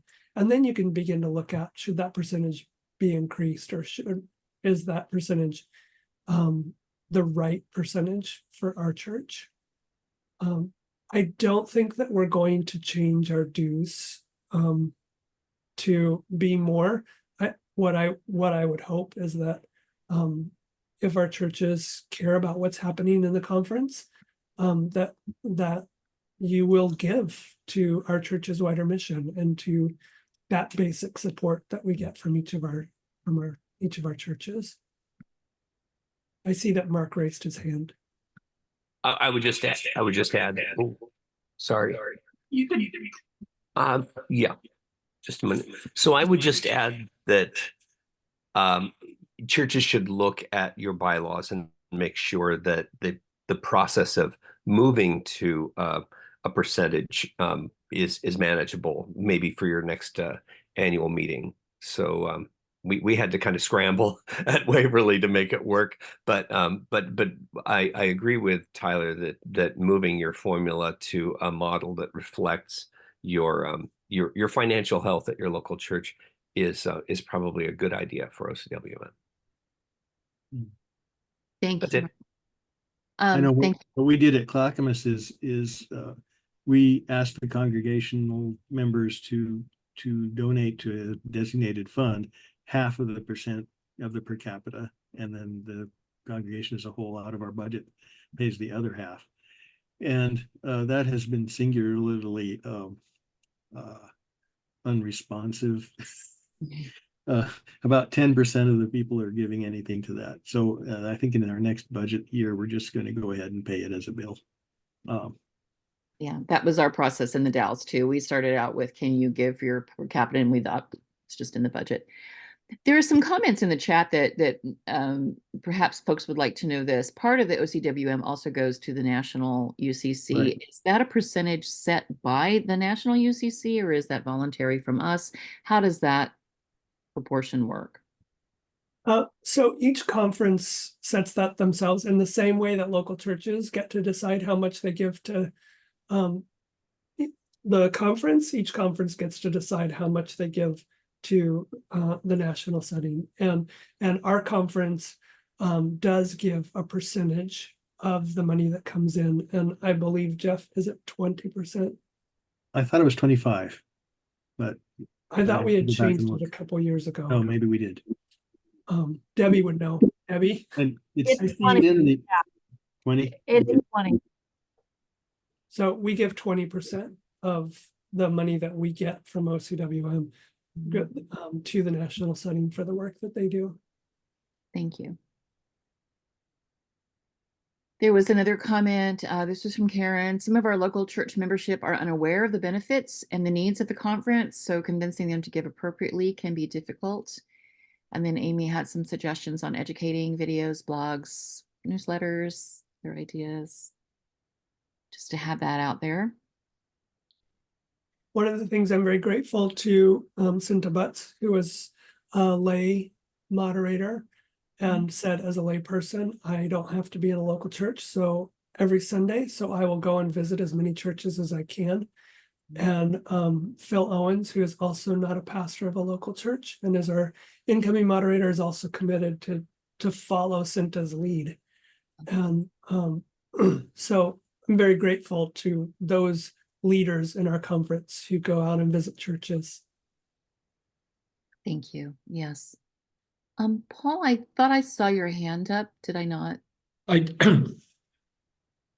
Tyler, your comments are well received as a percentage of gross income going to the conference.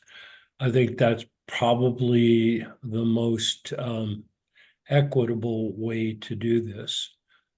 I would suggest that you consider some type of simple letter to the moderator and treasurer of each church and say, would you please consider doing this going forward?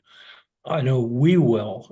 Our budget comes up here this next month, so we're in the start of the budget season. So that would actually support me as I'm asking for that change.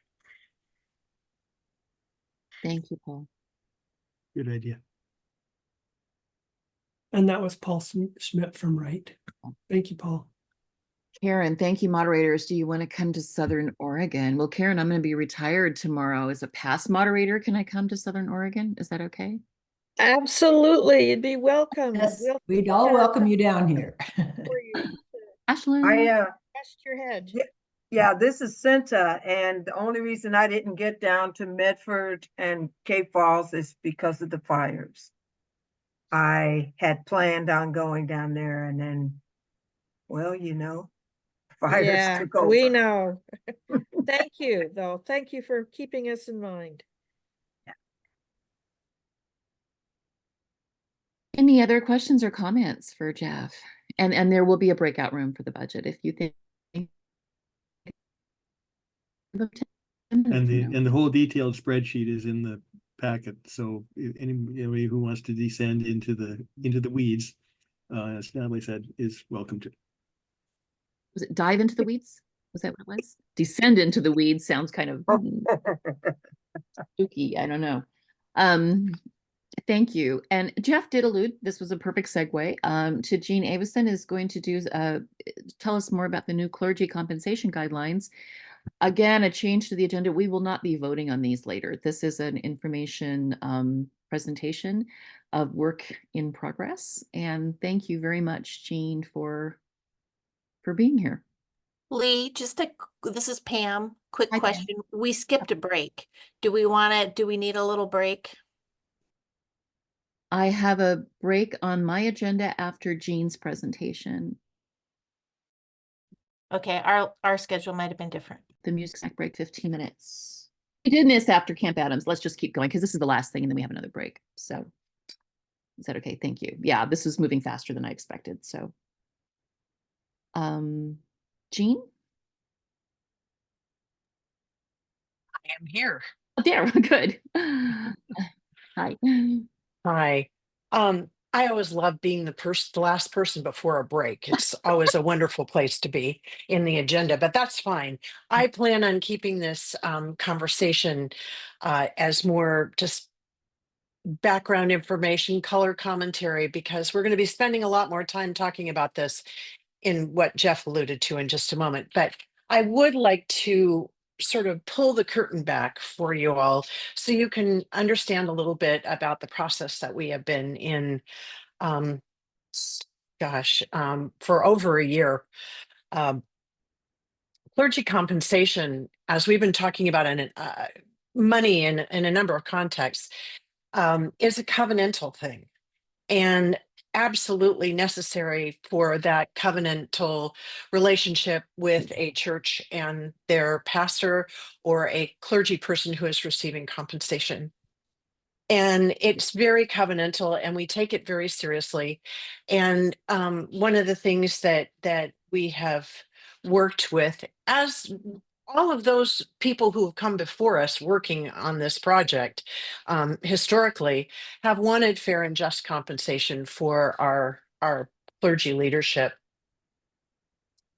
It was last touched in 2019, and we're very grateful to those folks who did a lot of work getting this available.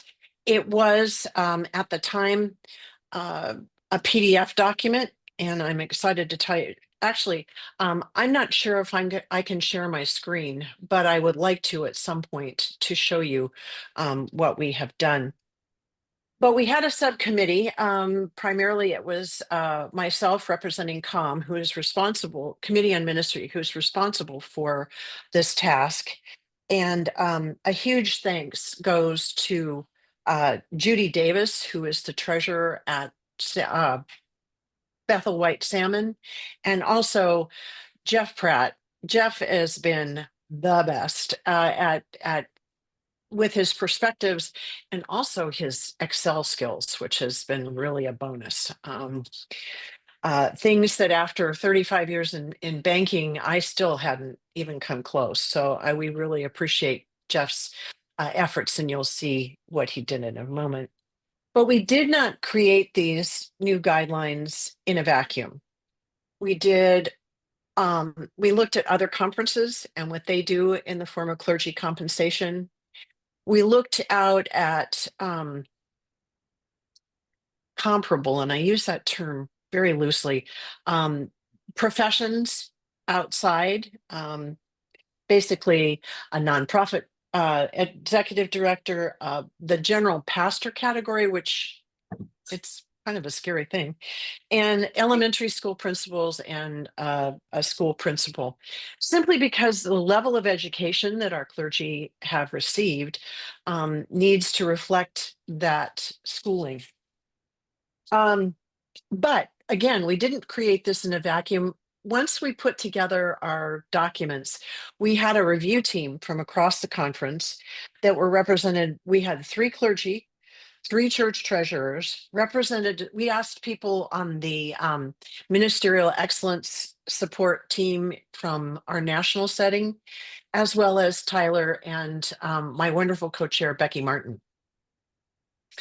And once the content was reviewed and edited, we worked with Russell Ware to be able to put this out in a place where you all could get this on a self-serve basis. So we're no longer in PDF format, although some of the stuff is downloadable. So the other piece about this is to make it easier to update over time. And this is where we are today. We had hoped to be able to present this to you a while ago, and for a number of reasons, it is now out, but we now have to revise it yet again, because next week, the Social Security will publish its COLA percentage. There have been estimates out, but next week is the time. So we are going to be working with as a team again to update the documents and so forth. So I'm going to show you, maybe you should be able to share that, Jean. Yeah, I also put this in the chat. Yes, and I am only seeing one of my open screens.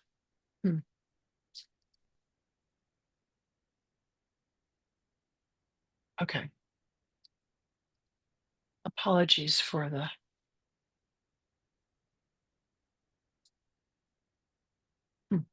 okay, there we go. Hopefully you can all see my screen. And this is our Central Pacific Conference website. And our ministry teams have individual pages, Committee on Ministry being no different. But we also have CPC resources, and you can get to Committee on Ministry resources through that as well. And with Russell's help, we now have a number of things that have been searchable at the national level, sometimes easier than others, but trying to make it more self-serve for churches to be able to get here. And we'll spend more time in our webinars talking about this. But the clergy compensation has been our focus. And when you get to clergy compensation, we have dollar figures for you to digest for your church. And I just like to say, we decided to show this in thousands, so it's not $36.21. You need to add some zeros there, please. And really ask that this be, again, a covenantal, but a consecrated conversation that you have with your pastor, and that it be a two-way conversation. Now, there's a lot of terminology, and we were very mindful of the fact that there's terminology in there that you might or might not be familiar with. And clergy compensation should be something that you're revisiting in your budget process, but it becomes critical, mission critical, when you are calling a new pastor or making a significant change to the pastor's call. So we've given a lot of background information for you to be able to get to the information that you are seeking. And it's done in plain language. We tried not to go into church speak. But I would really like to point out that for the first time in my knowledge, sorry for the scroll, we have provided you with state specific information. So we now have state specific information for Idaho, Oregon, and Washington for the purpose of workers' comp, unemployment, and the like. So again, I share this with you so that you can see that it is hopefully something that is very flexible for you to use. It can be self-serve. You can go in, get what you need, get out. But I also want to emphasize that this is a work in progress. And we're constantly taking a look at how we are presenting the numbers, because we understand in this climate, compensation is a huge deal, which is why we are going to be offering 2 webinars. And I need to stop sharing for just a second and change over to sharing a different screen. We're going to be offering 2 webinars for you all. And the first one is on understanding, kind of looking under the hood of clergy compensation guideline tools. And we will go through the entire process, as well as the spreadsheet that Jeff has beautifully created that enables you to probably not put away your calculator, but you can actually plug in numbers into this spreadsheet and come up with a compensation number rather than having to use a pencil and paper as you have in the past. So this week you'll be receiving an email that will give you more information on the 2 webinars, and then a registration link. And the second webinar is really where the rubber meets the road. This is, we call it when the numbers don't add up. And we have invited Reverend Roberto Ochoa from our small and rural church ministry team from the national setting to host a panel with people from our conference to talk through what are the challenges that they've faced, how they've overcome them, if they're still overcoming them, ideas for how to work through the issues of clergy compensation that come up. And we really, truly invite you to give us your questions so we can prepare to try to address as best we can your individual concerns. Each webinar will be offered at 5 p.m. Pacific on October the 22nd and October the 29th. And each webinar we are planning on having to just be 1 hour. So we recognize the timing constraints that people have, and we want to make it at a time of day when more people can come, especially if they're employed in other places. So that is our view into the work that's been done. And thank you for the time on on the agenda to be able to present this important stuff. You're on mute, Lee. I am overwhelmed by the amount of work that you and your committee have done on this. This is a big topic. And it is thanks so much something, it for is getting out this continuing to important unfold. information. So Yes, lots of moving parts. yeah. Tyler, did you want to say anything at all about this, since you and I have been talking for some time about what we're doing? No, I think that, good job, Jean, Okay. and stay tuned for updates. And thank you for the 2 workshops that are coming up. Really looking forward to those. And I want to say small town and rural churches, that's a group that has been meeting in the national setting. Any of our churches can join that, and they call themselves STAR churches, small town and rural churches. And it's wonderful that there's intentional ministry around that right now, which is because that basically describes most of our churches in the Central Pacific Conference. So thank you. Tyler, this is Pam. There was a question about, will those be recorded? So hopefully they will, and then Yes, they can get posted. That is our intent. That is our intent. Thank you, Frank. And it'll also be a shameless advertisement for the Committee on Ministry of the Central Pacific Conference and what we're trying to do to support you all. Jean, I just wanted to thank and congratulate you and your team for this undertaking.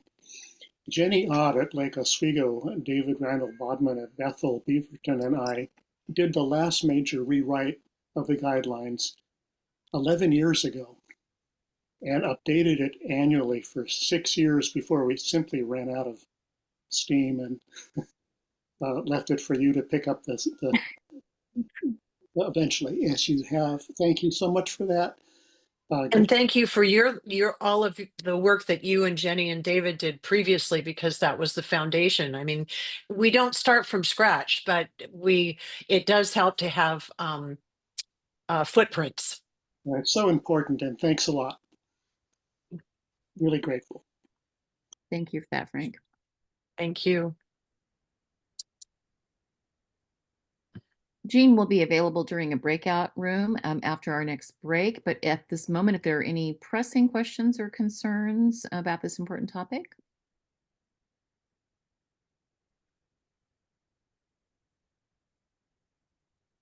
Yes, June points out many conferences make the update an annual voting item, so this does not get lost. I believe that is a plan in the works, June. Thank you.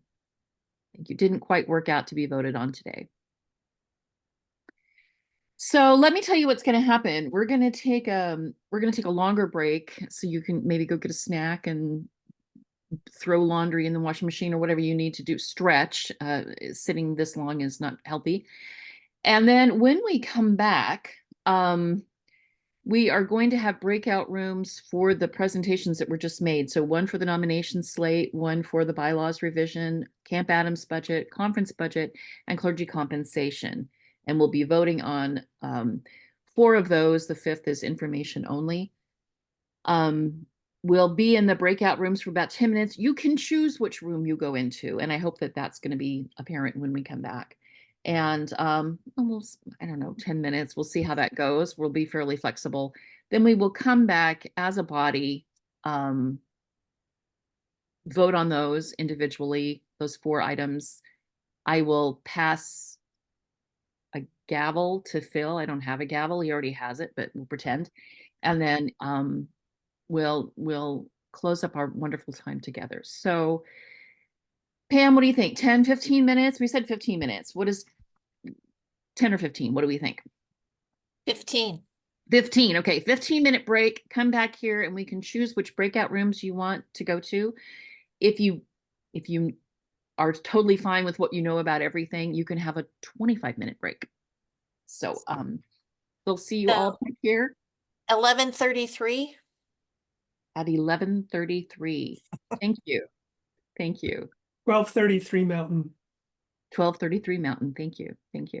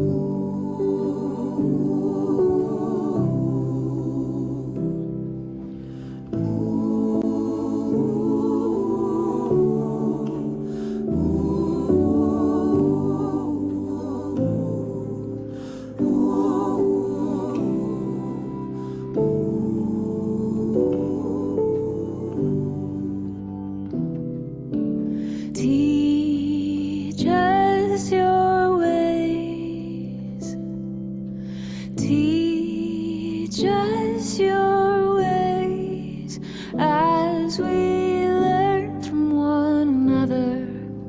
Learn to love each other. Teach us your ways.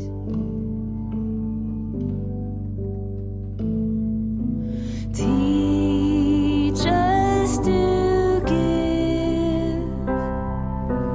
Teach us to give. Give ourselves for one another. Learn to love each other. Teach us to give. Teach us to read.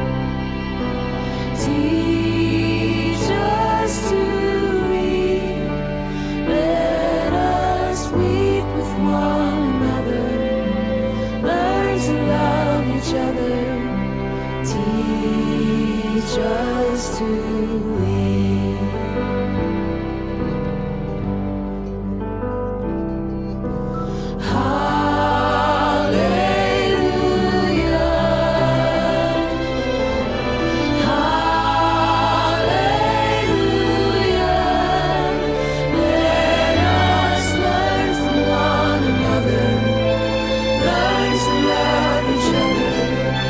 Teach us your way.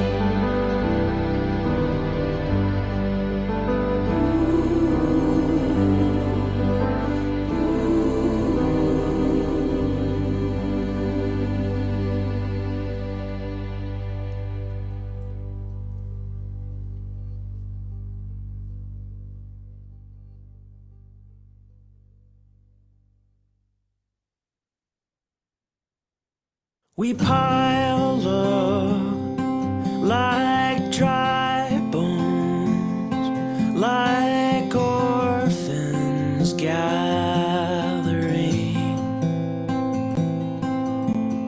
in burden.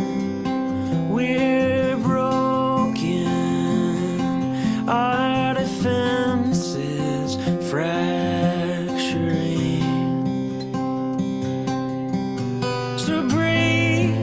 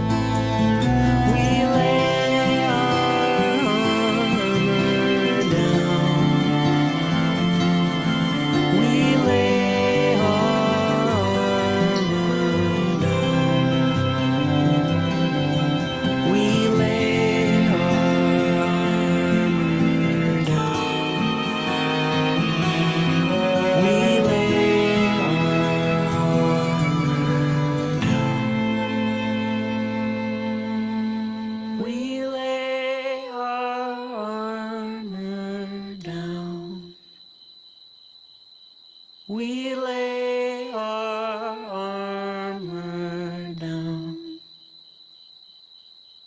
We lay our armor down.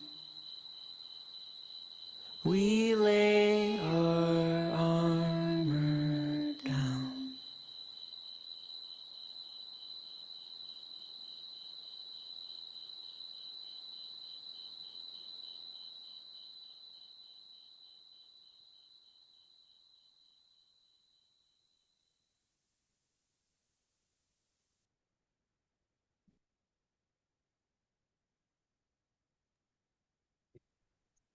So Lee, I assume I do not have to minute any of these breakout room things.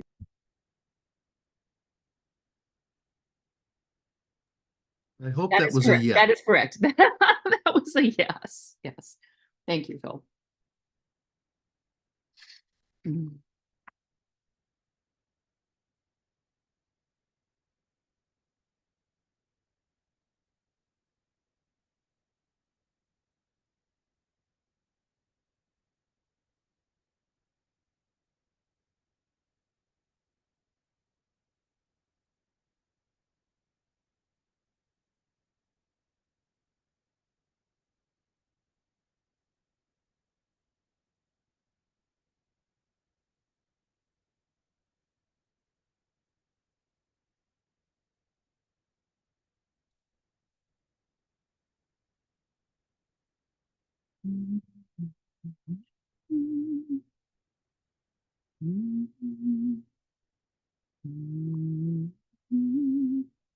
I've got 11:32.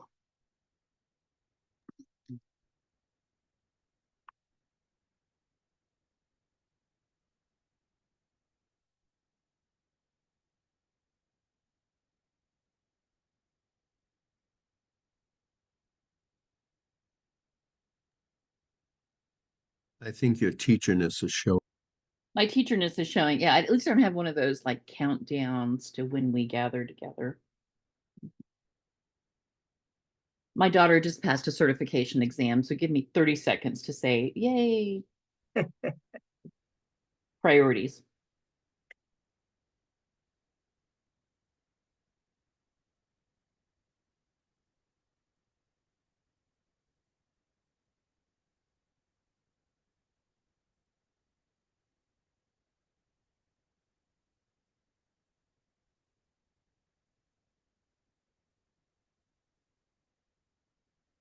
$11:34. Oh my gosh, we're a minute late.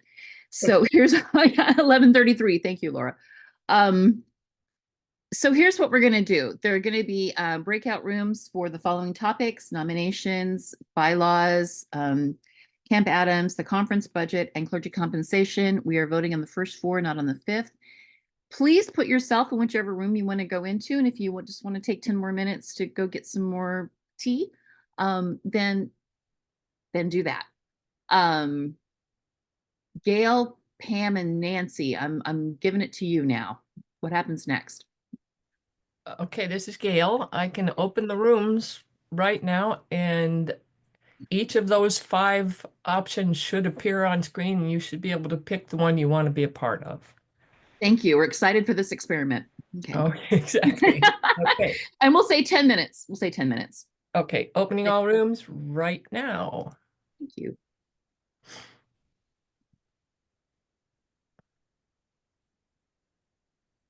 Will the breakout rooms close automatically? We are going to time it and close it. And you'll have 1 extra minute once we close the rooms. Okay.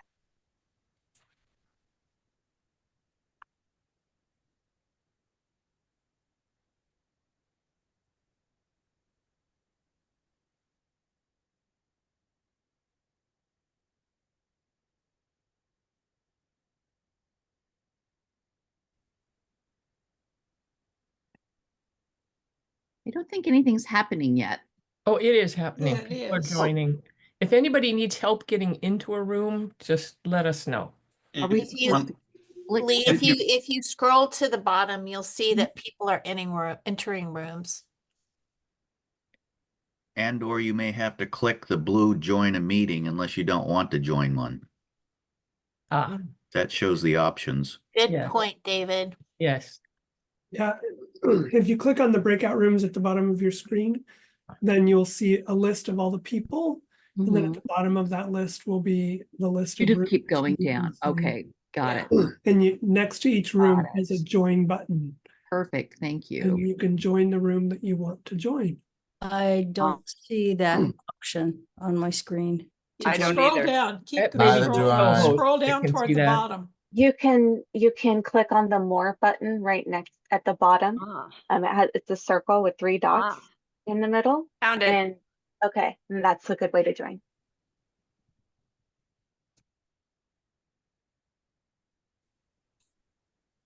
And if you're having trouble, we can assign you.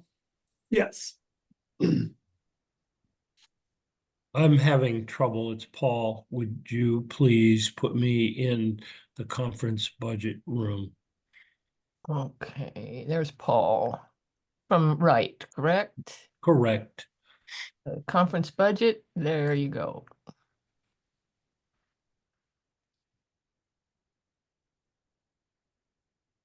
It's working.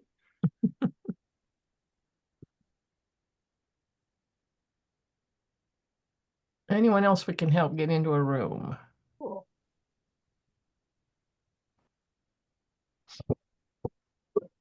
I've got a 10-minute timer running.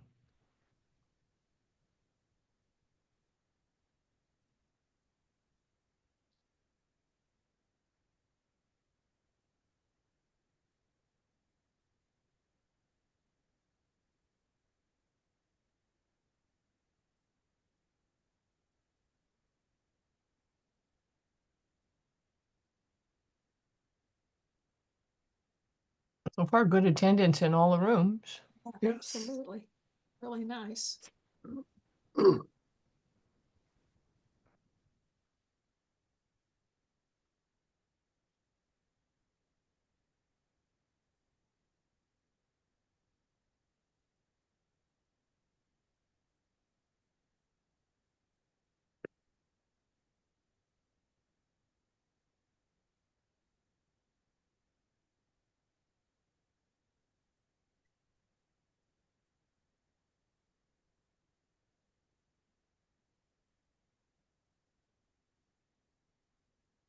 I'm going to join Camp Adams and just listen in. Okay.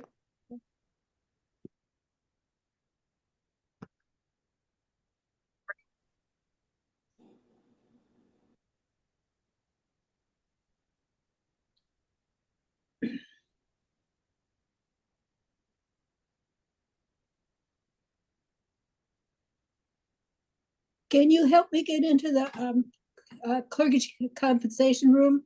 Will do, Kay. Thank you. I couldn't find you. I understand. Here you go.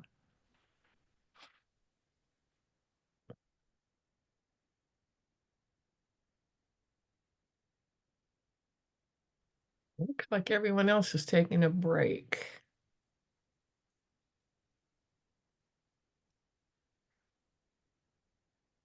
Yep.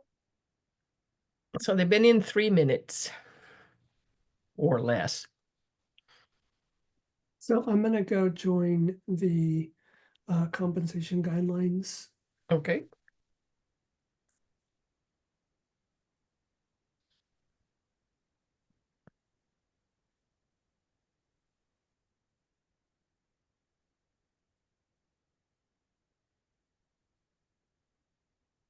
This is a cool thing to know about, Gail. Yeah, I couldn't see. So what else do you have to do? You have to click on the breakout rooms. I think mine might be different from theirs. I have a I know. list of all the unassigned people. And Yeah. then when I go down, I start having a list of the different groups. Yeah, that's because we're co-hosts. Yeah, but right. And each time I go to somebody's name, I have a thing just like you do. This says assigned to. yeah, because we're co-hosts, Yeah. but I don't know what the So participants. ours looks different than theirs does. Yeah. And I don't know quite what theirs looks like. Well, most breakout rooms, participants don't get to see who's in what room, just the host. Yeah. Ruth and Lauren, are you good to just stay in the big room, or would you like to join a room? Okay.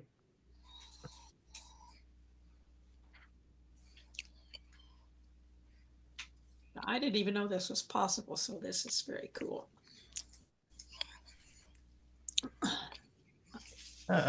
Kristen must have got Yeah, I just let her in. bumped out. Laura, are you good in the big room, or would you like to join a room breakout? I'm trying to get a hold of Tyler.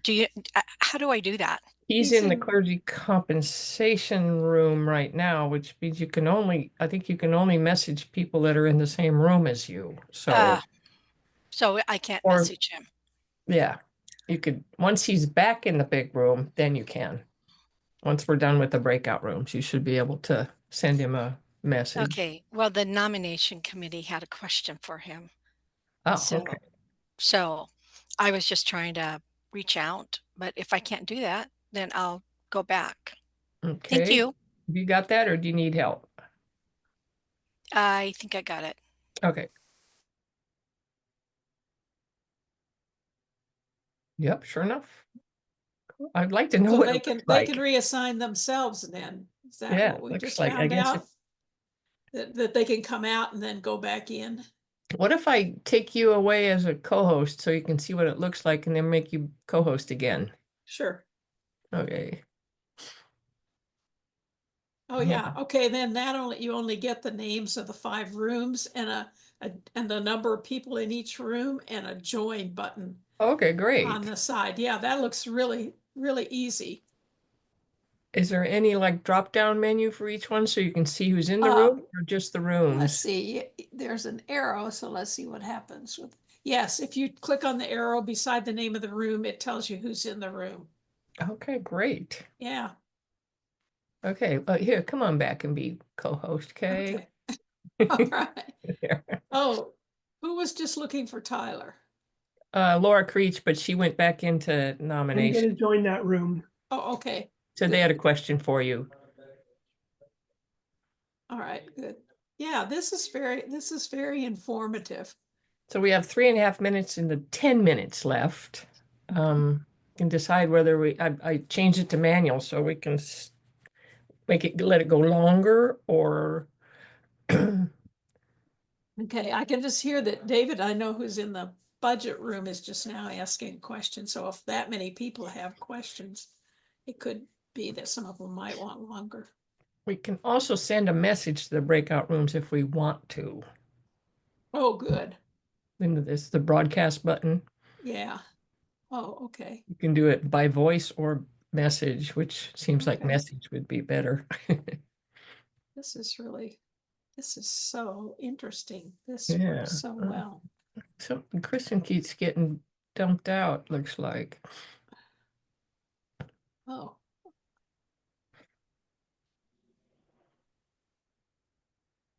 She's out here now. Yeah. If people start coming back, then that's probably is 2 minutes. So really 3 minutes with the 60-second ad. Okay. That's probably okay, don't you think? Yeah, or what? I think so. Okay. Yeah, Camp Adams got a really big group. Budget does. Compensation guidelines. Yeah. Bylaws. Nominations are decent. Oh, baby girl. And my dog came to say hi. Wow.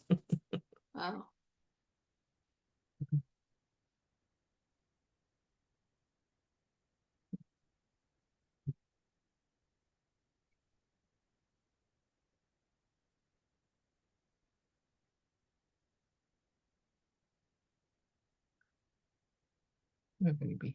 Yeah.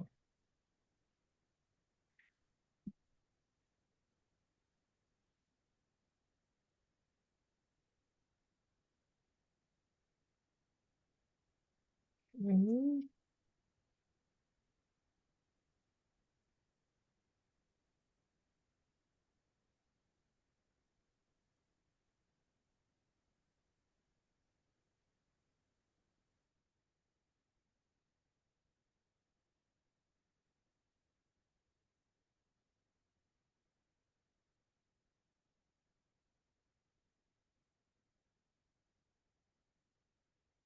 Well, people are not coming back, so that's a good sign too.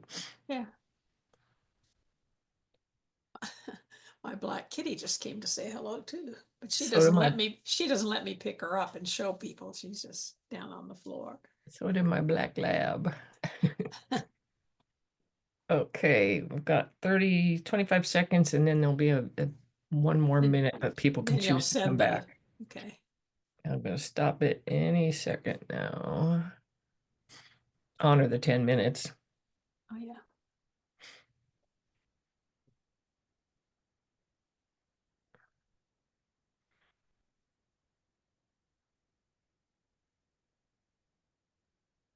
Okay, closing the rooms.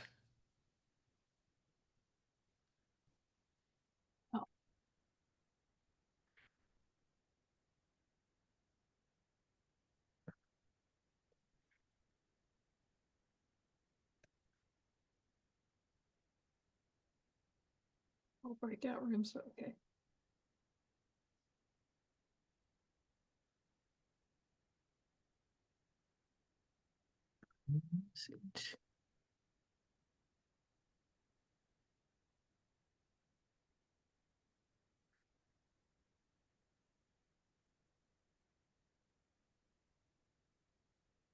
Here it comes. It's still counting down. It's Yeah. 15. Some people just choose to come back. Yeah. Oh.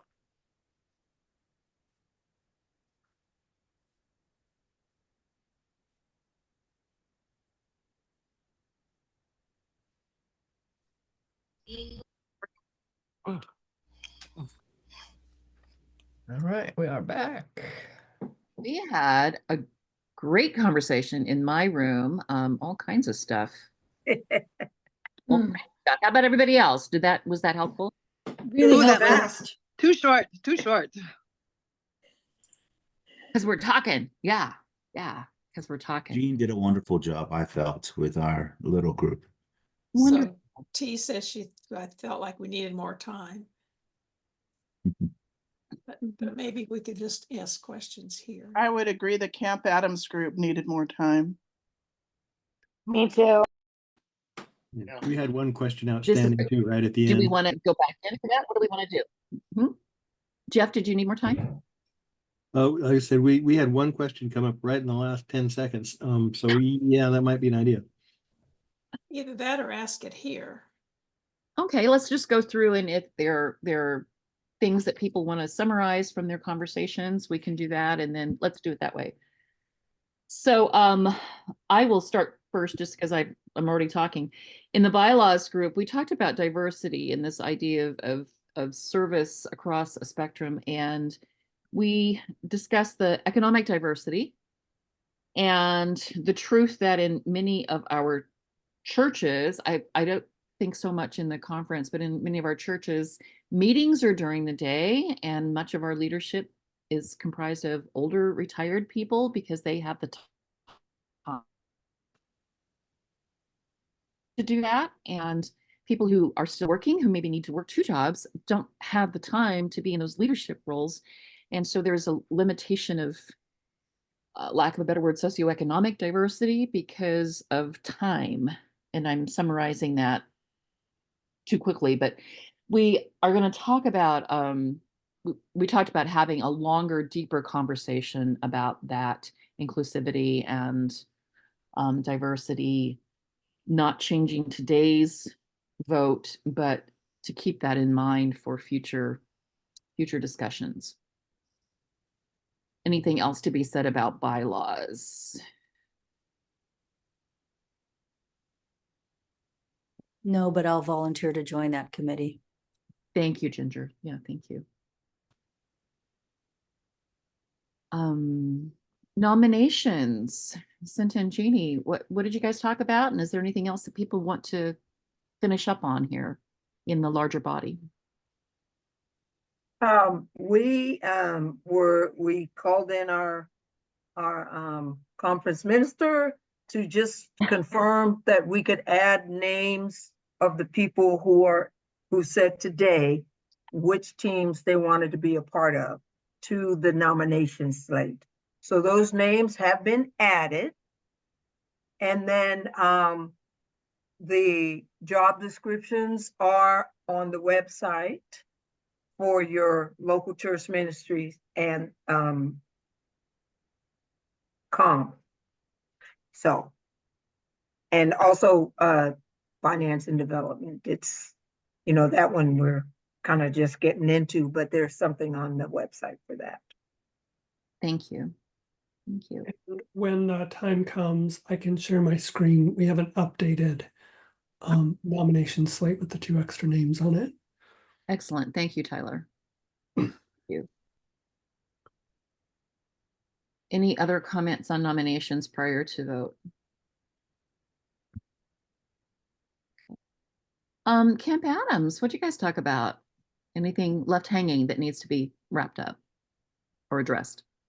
Oh, We did not talk too much about the budget, actually. We just talked a little bit about different camp things, but somebody was asking a question right as the breakout room was closing, and I do not know who was asking that question, and I don't know what it was. So if there are any outstanding questions, I would love to address them.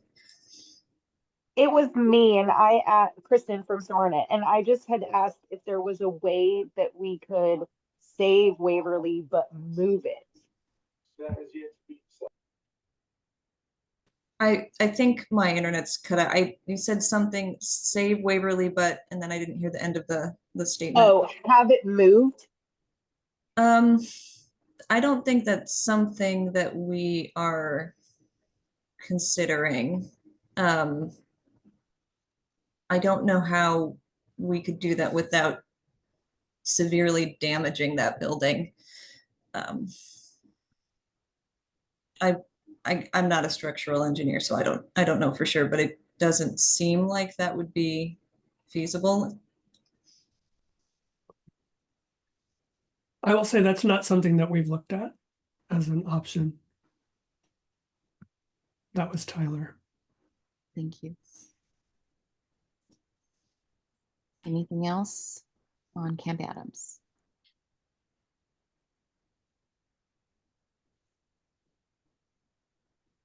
Okay, thank you very much. Jeff, you said a question came up just at the very end of yours. Do you want to address that? Yes, I'm not. It looks like, looking at our budget in our presentation, it looks like we're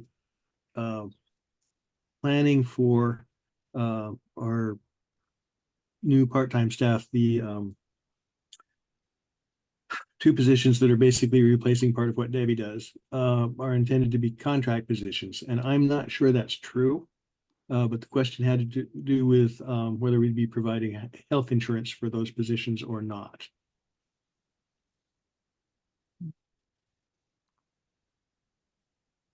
Okay.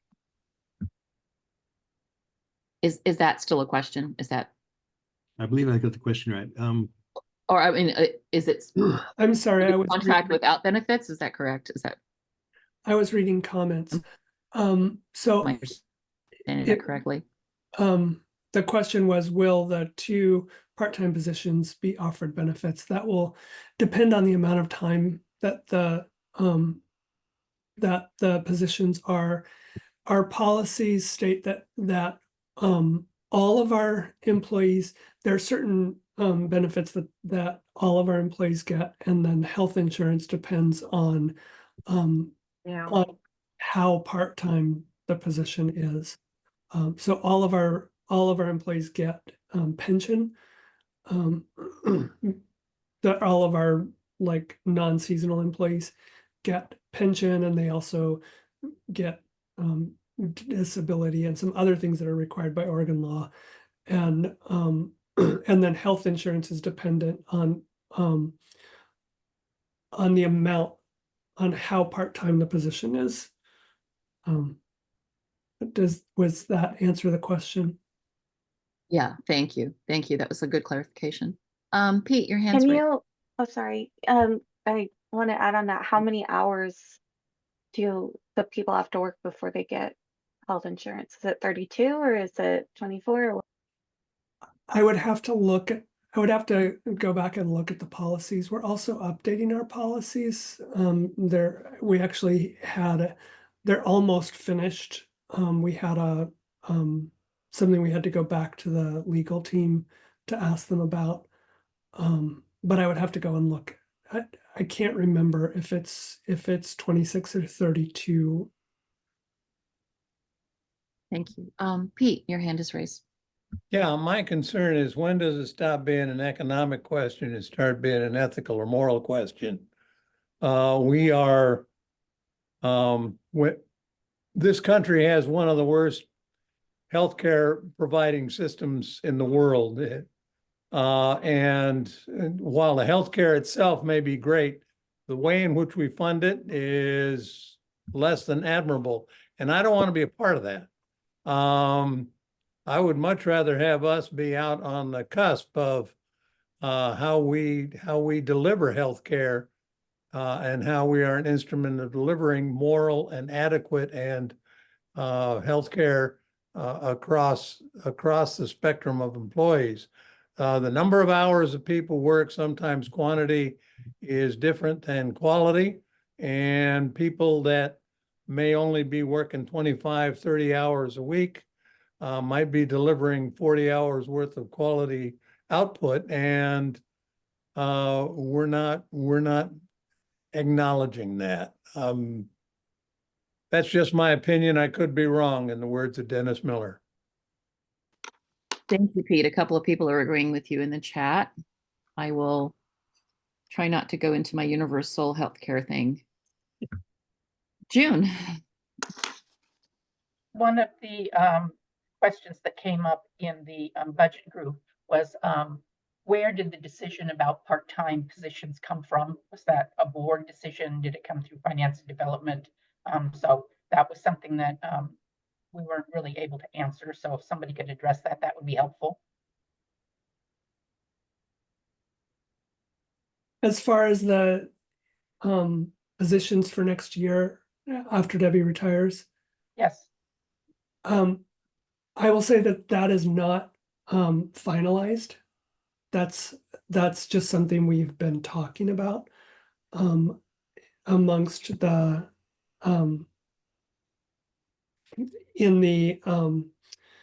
there was some discussion in the budget meeting of the Finance and Development Ministry team, and there's also been discussion in the personnel subcommittee of the board, but nothing final has been brought to anyone for decision making. So that's we needed something in the budget, and so we created the budget team was asked to put something in the budget that would be helpful, but that the final what those positions will look like, job descriptions, whether or not they will, any of that has not been fully determined yet. It's still being worked on by the personnel subcommittee, by me, and will be brought to the board. Is that helpful? It's helpful for me. I hope it addresses the concerns of the person who raised the comment in the breakout room. Thank you. I just want to add that I think, is this a discussion matter now, or are we still answering questions, or should I put my comment in the chat? We want to hear what you have to say. Okay, I just want to add that I think it's really appropriate for this team to budget, to allocate an amount for staffing, and then to have the people who are most involved in the day-to-day workings of the conference to be the ones to decide what the staffing is. So I know that Tyler will hear our concerns about the morality of hiring people part-time or contract without insurance, and I trust that. And so I really want him to be able to staff in a way that that helps him do his work better. Thank you, Jen. Anything else on the budget for the good of the order?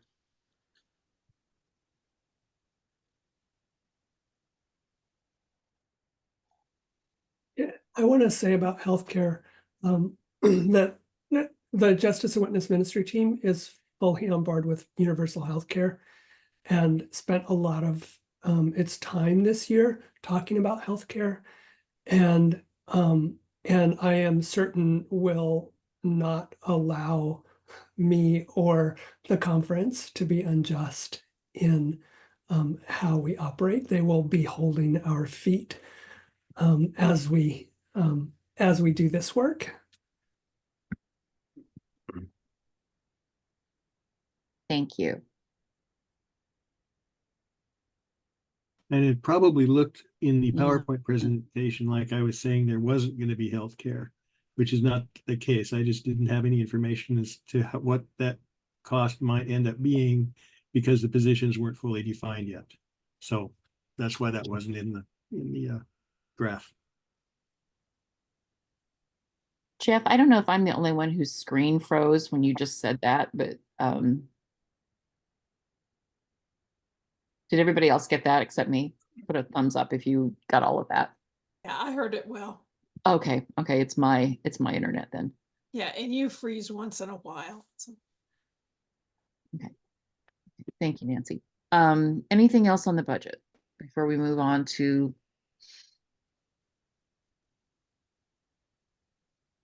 clergy compensation? Jean, what did you guys talk about?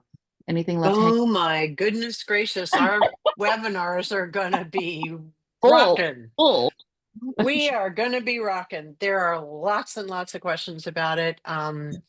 It was challenging to even get through one or two, but there is a lot of interest around fair and equitable compensation and how we can go about that. So I think that that we did well, in 10 minutes, what can you do? But appreciate all of the interest that people showed and recognize that we're very serious about wanting to be appropriate here. So we're not going to skate over this, but in 10 minutes, we didn't have a lot of time to really dig in. I anticipate that your webinars will be very well attended, and that's exciting that you're doing that. That's wonderful. I mean, it was a great raising awareness today that people are going to be there. And Rob, there are lots of hands up. I know. I'm going across the screen here. Rob. Yeah, I put one of my thoughts in chat, and I appreciated Heather's follow-up to that with housing compensation. But I've stumbled across a few different job posts in my time that I didn't even bother applying for because it was never clear whether or not the salary and housing was in one expressed as one number, or if it was this is the salary and there is going to be housing on top of it. And so I have two thoughts. One is that we need to be paying our new pastors better. There's a reason that pastors leave the pastorate after like 5 years. There's like an 80% drop off. So this is just me advocating for new grads. Molly, you're welcome, to get paid better because I think that is an ethical question. If people coming out of a master's program are making the same amount as somebody who's an Amazon picker, i.e. The example I gave in my text, I think I don't think that's just. The second thing is that we are giving, as far as that compensation guideline is concerned, we're giving those, mastery level pastors like what, $30,000 more for the exact same work. I don't say exact same work. I am understanding that there's different nuances to how much we make and what we have the ability to do after years and years of service. What I'm saying is that I don't think that spread should be quite so wide. I think that the new pastors are coming in incredibly equipped for the modern church, and the modern church has a whole lot of new demands that our close to retiree or 25 to 30 years of service pastors have no idea how to do. And that's just practical. I'm trying not to be rude when I say that. This is experiential. I think that there's a lot of stuff that our new ministers are going to be widely more experienced at doing. I myself have had to put together 2 church websites. I have had to help congregations navigate moving to online worship overall. That's something that it takes a lot to be able to do. And I think that the new pastors are going to be far more equipped for that. And I think that they should be compensated for those gifts. I often get referred to as the tech support in the variety of jobs that I do. And Mark's here and he knows what we've kind of had to face with that at Waverly. So anyway, those are my 2 cents. Thank you, Rob. Mark, that was a segue. There we go. Mark, your hand is up. There we go. So I was hitting the wrong icon. Sorry. So just to piggyback on what Rob said, there's a huge difference between what a pastor in a well-staffed church might be responsible for, as opposed to some smaller churches like ours, where Rob has been really good at taking on multiple roles and responsibilities that go beyond what might be normal for a larger community. So all those things are hard to measure and figure out, well, what is a fair way to compensate? The other thing I want to say is that as churches inevitably find sticker shock at the cost of staff, we don't have a lot of resources to help churches to do discernment about evaluating ministry. And I constantly, as moderator, have in 3 different phases of moderator at our church, have had to have these conversations with people about, well, we're not judging the minister, we're judging the ministry. And then the question is, well, how do you do that?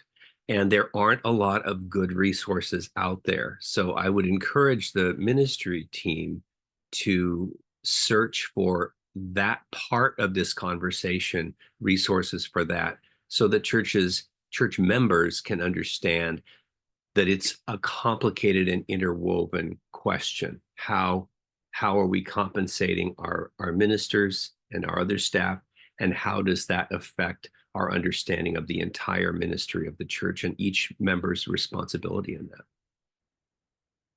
Thank you. You're getting some support in the comments about this mutual evaluation. So thank you. Thank you. T. Similarly, I think that there's another conversation that we need to be having parallel with deciding the range of just compensation for clergy. And that is the changing model for money in congregations. And as an example, at Bridgeport, our founders are all reaching the age of retirement and are retiring, which will change our financial outlook. And our younger members, most of our newer members are younger members, you know, they can't give at the levels that that our older members can. Or maybe it wasn't culturally what they grew up doing, and they don't necessarily have that ethos, but really they're not buying houses, they're trying to make rent.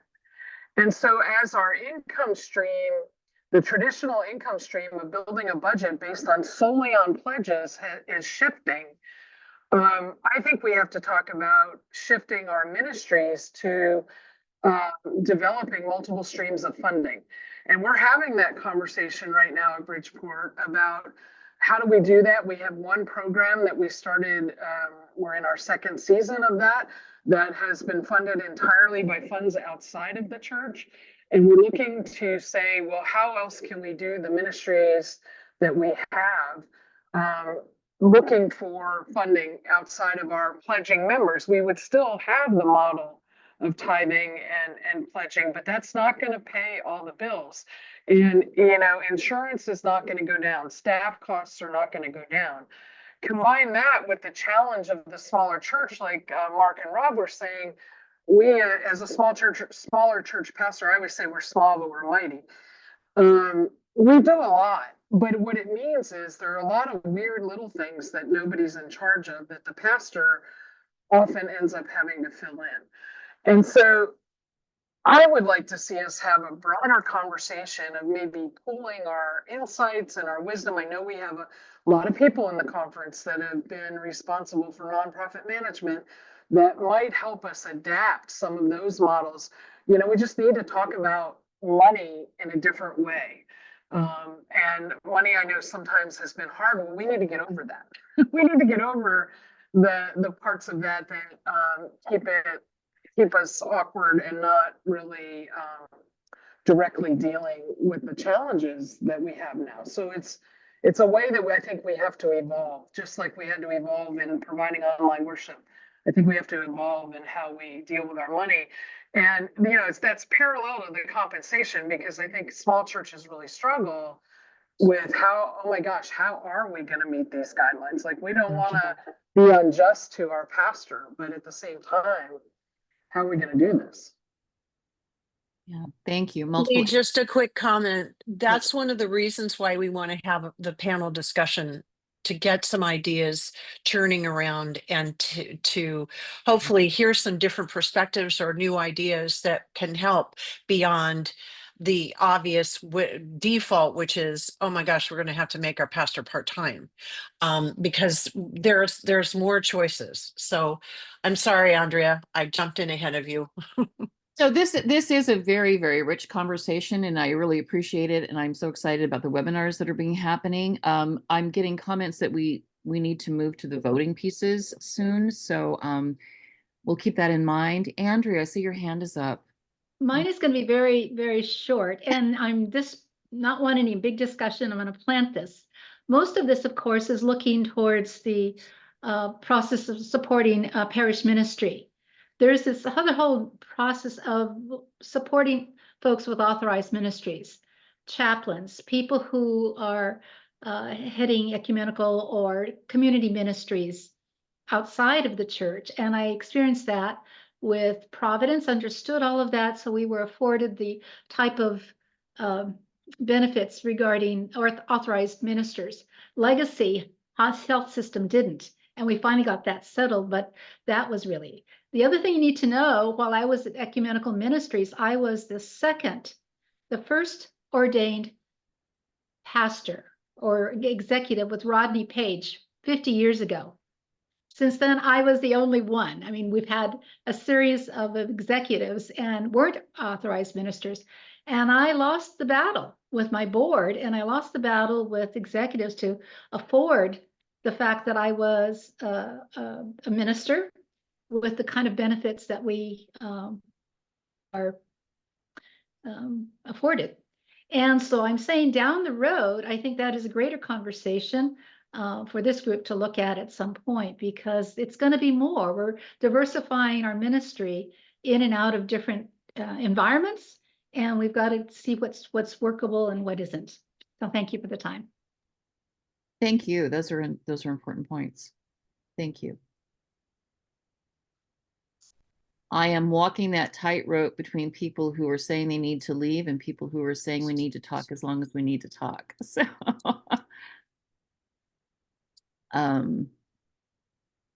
very excited that the webinars are coming up on this very important and obviously emotional topic. It's not just about compensation, it's about justice. So let's.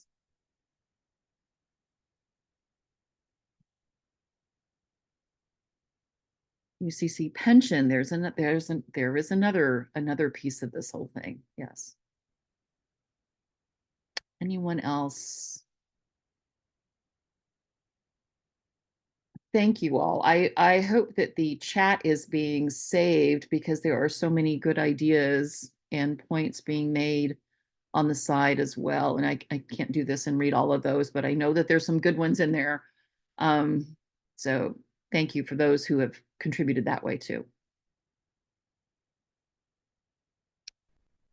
I'm going to move to the actual voting part of our meeting. Tyler, I'm going to defer to you. You said that you had a new nomination slate. Let's start with nominations. And if you could share that with the added names that have come up. So, just a minute.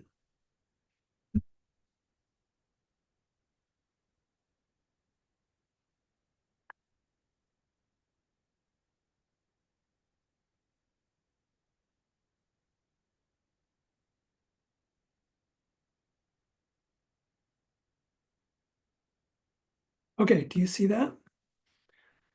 So we have an addition to local church ministry, education ministry, with Kristen Wilson, a lay member of Smyrna.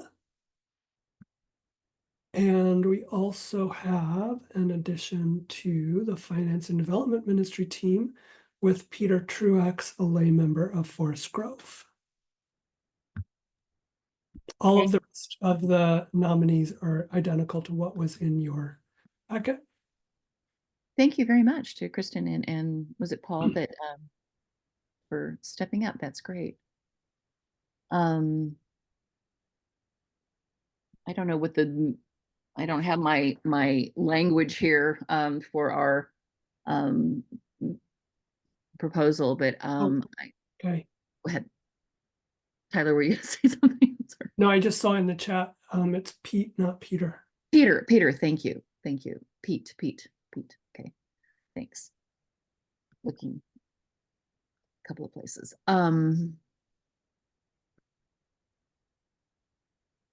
Yes, I agree with Ginger on that one too.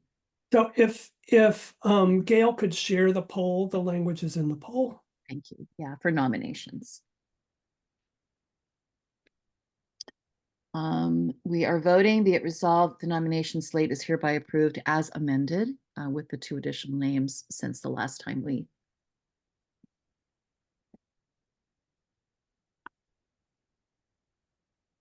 And if you're on a screen with multiple people of delegates, the number to text out those additional votes is in the chat. Thank you for that reminder.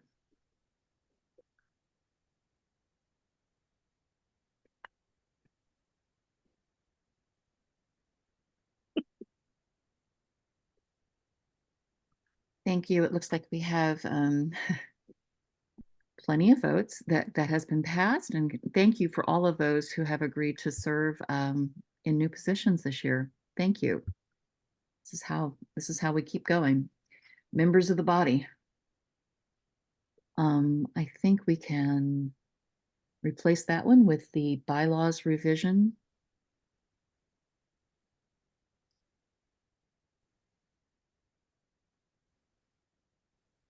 Be it resolved that the bylaws revisions are hereby approved as presented, and this is what was in the delegate packet. I'm sorry, Lee, I am not able to vote. I must be in some kind of co-host position, and I need to be taken out of that so I can vote. Oh, okay, will do. Thank you. Okay. Thank you, Jean. Yeah, we talked about that before everybody came on. The co-hosts, we all have to vote by text. We can't vote by using the polls. I saw it now. Thank you.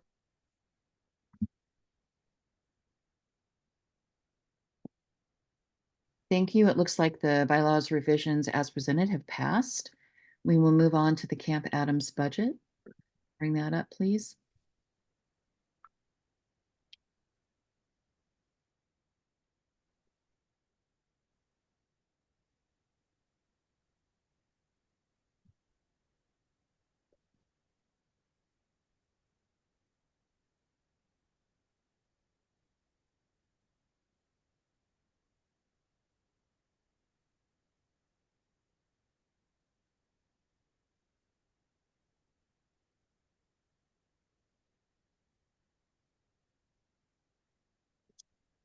Looks like voting has ended and the Camp Adams budget has passed as presented. Thank you very much.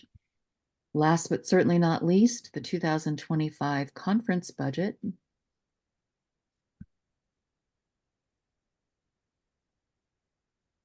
Be it resolved that the 2025 conference budget is hereby approved as presented.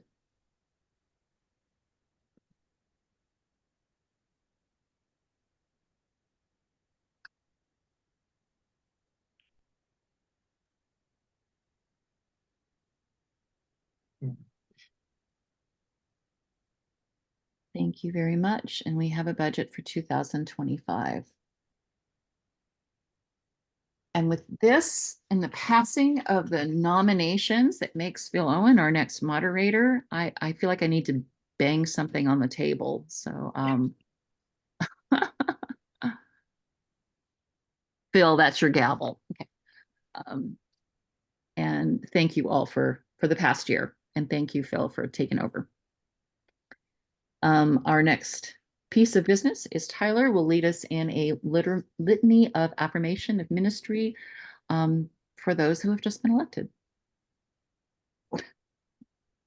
Well, I would invite those who, if you know how, if you don't, that's fine. But those of you who were in yellow on this, or who are serving, any of you who are serving the next time, will you use the raise hand feature and raise your hand so that you are at the top of the screen? Tyler, do you want me to unmute or unspotlight you? No, that's yeah, do. That would be good. So we can see all of the people who have just been nominated.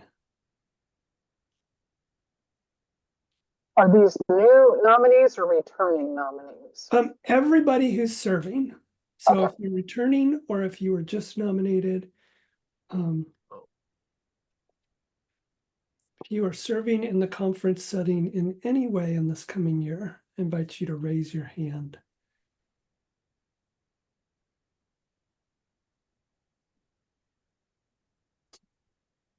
And you'll be muted, but I will still invite you to speak. Yeah, applause to all of you. Thank you. Siblings, sisters, and brothers in Christ, it is an honor to be entrusted with responsibility for particular service in the ministry of the church. Having prayerfully considered the duties and responsibilities of your ministry, are you prepared to serve with the help of God in Christ's name and for the glory of God? And if you are, please say I am. I am. I am. Do you promise to exercise your ministry diligently and faithfully, showing forth the love of Christ? And you can say, I do, relying on God's grace. I do, relying on God's Grace. And now this is for everyone. Members of this community, you have heard the promises of your siblings, sisters, and brothers in Christ who have answered God's call to service. Let us affirm our intention to live in covenant with them. We gather in celebration of the joy that is ours to be partners with you in the service of Christ Jesus. So, members of the community, do you promise to love these members, honor their leadership, assist them, that together we may be the faithful church of Jesus Christ? And if so, please say, I do. I do. I do. I do. Let us pray. Spirit of God, thank you for your church gathered. Thank you for these who have agreed to minister among us. Spirit of love, spirit of wisdom, please guide them and fill them. Go with them throughout this year. Be with us as we support them and honor their leadership among us. We ask this in your holy name. Amen. Amen. Beautiful. And I gave Phil the swag bag last Saturday in Pendleton, and now I give him the floor. And Phil, my brother, will you please close this assembly in prayer?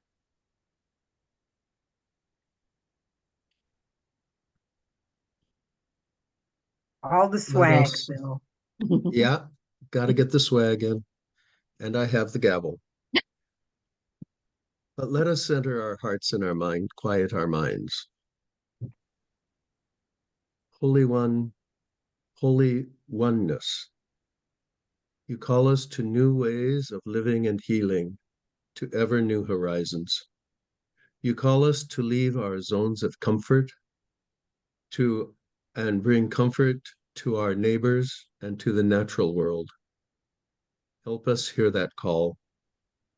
Help us take our next steps into a new season, a new year for the Central Pacific Conference, and for all and each of the 41 congregations. We remember the horizons we saw and the stories we heard last weekend as we take steps towards the future. And we pray, remembering our way shower and companion on this journey, who came to surpass all horizons. Amen. And with that, I believe it's time to declare adjournment.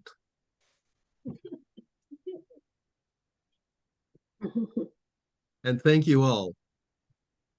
God bless you all from Idaho. Yes. See you tomorrow. See you tomorrow, Phil. Okay. Good job, Phil. You mean it's over now? Thank you, everyone. Yes.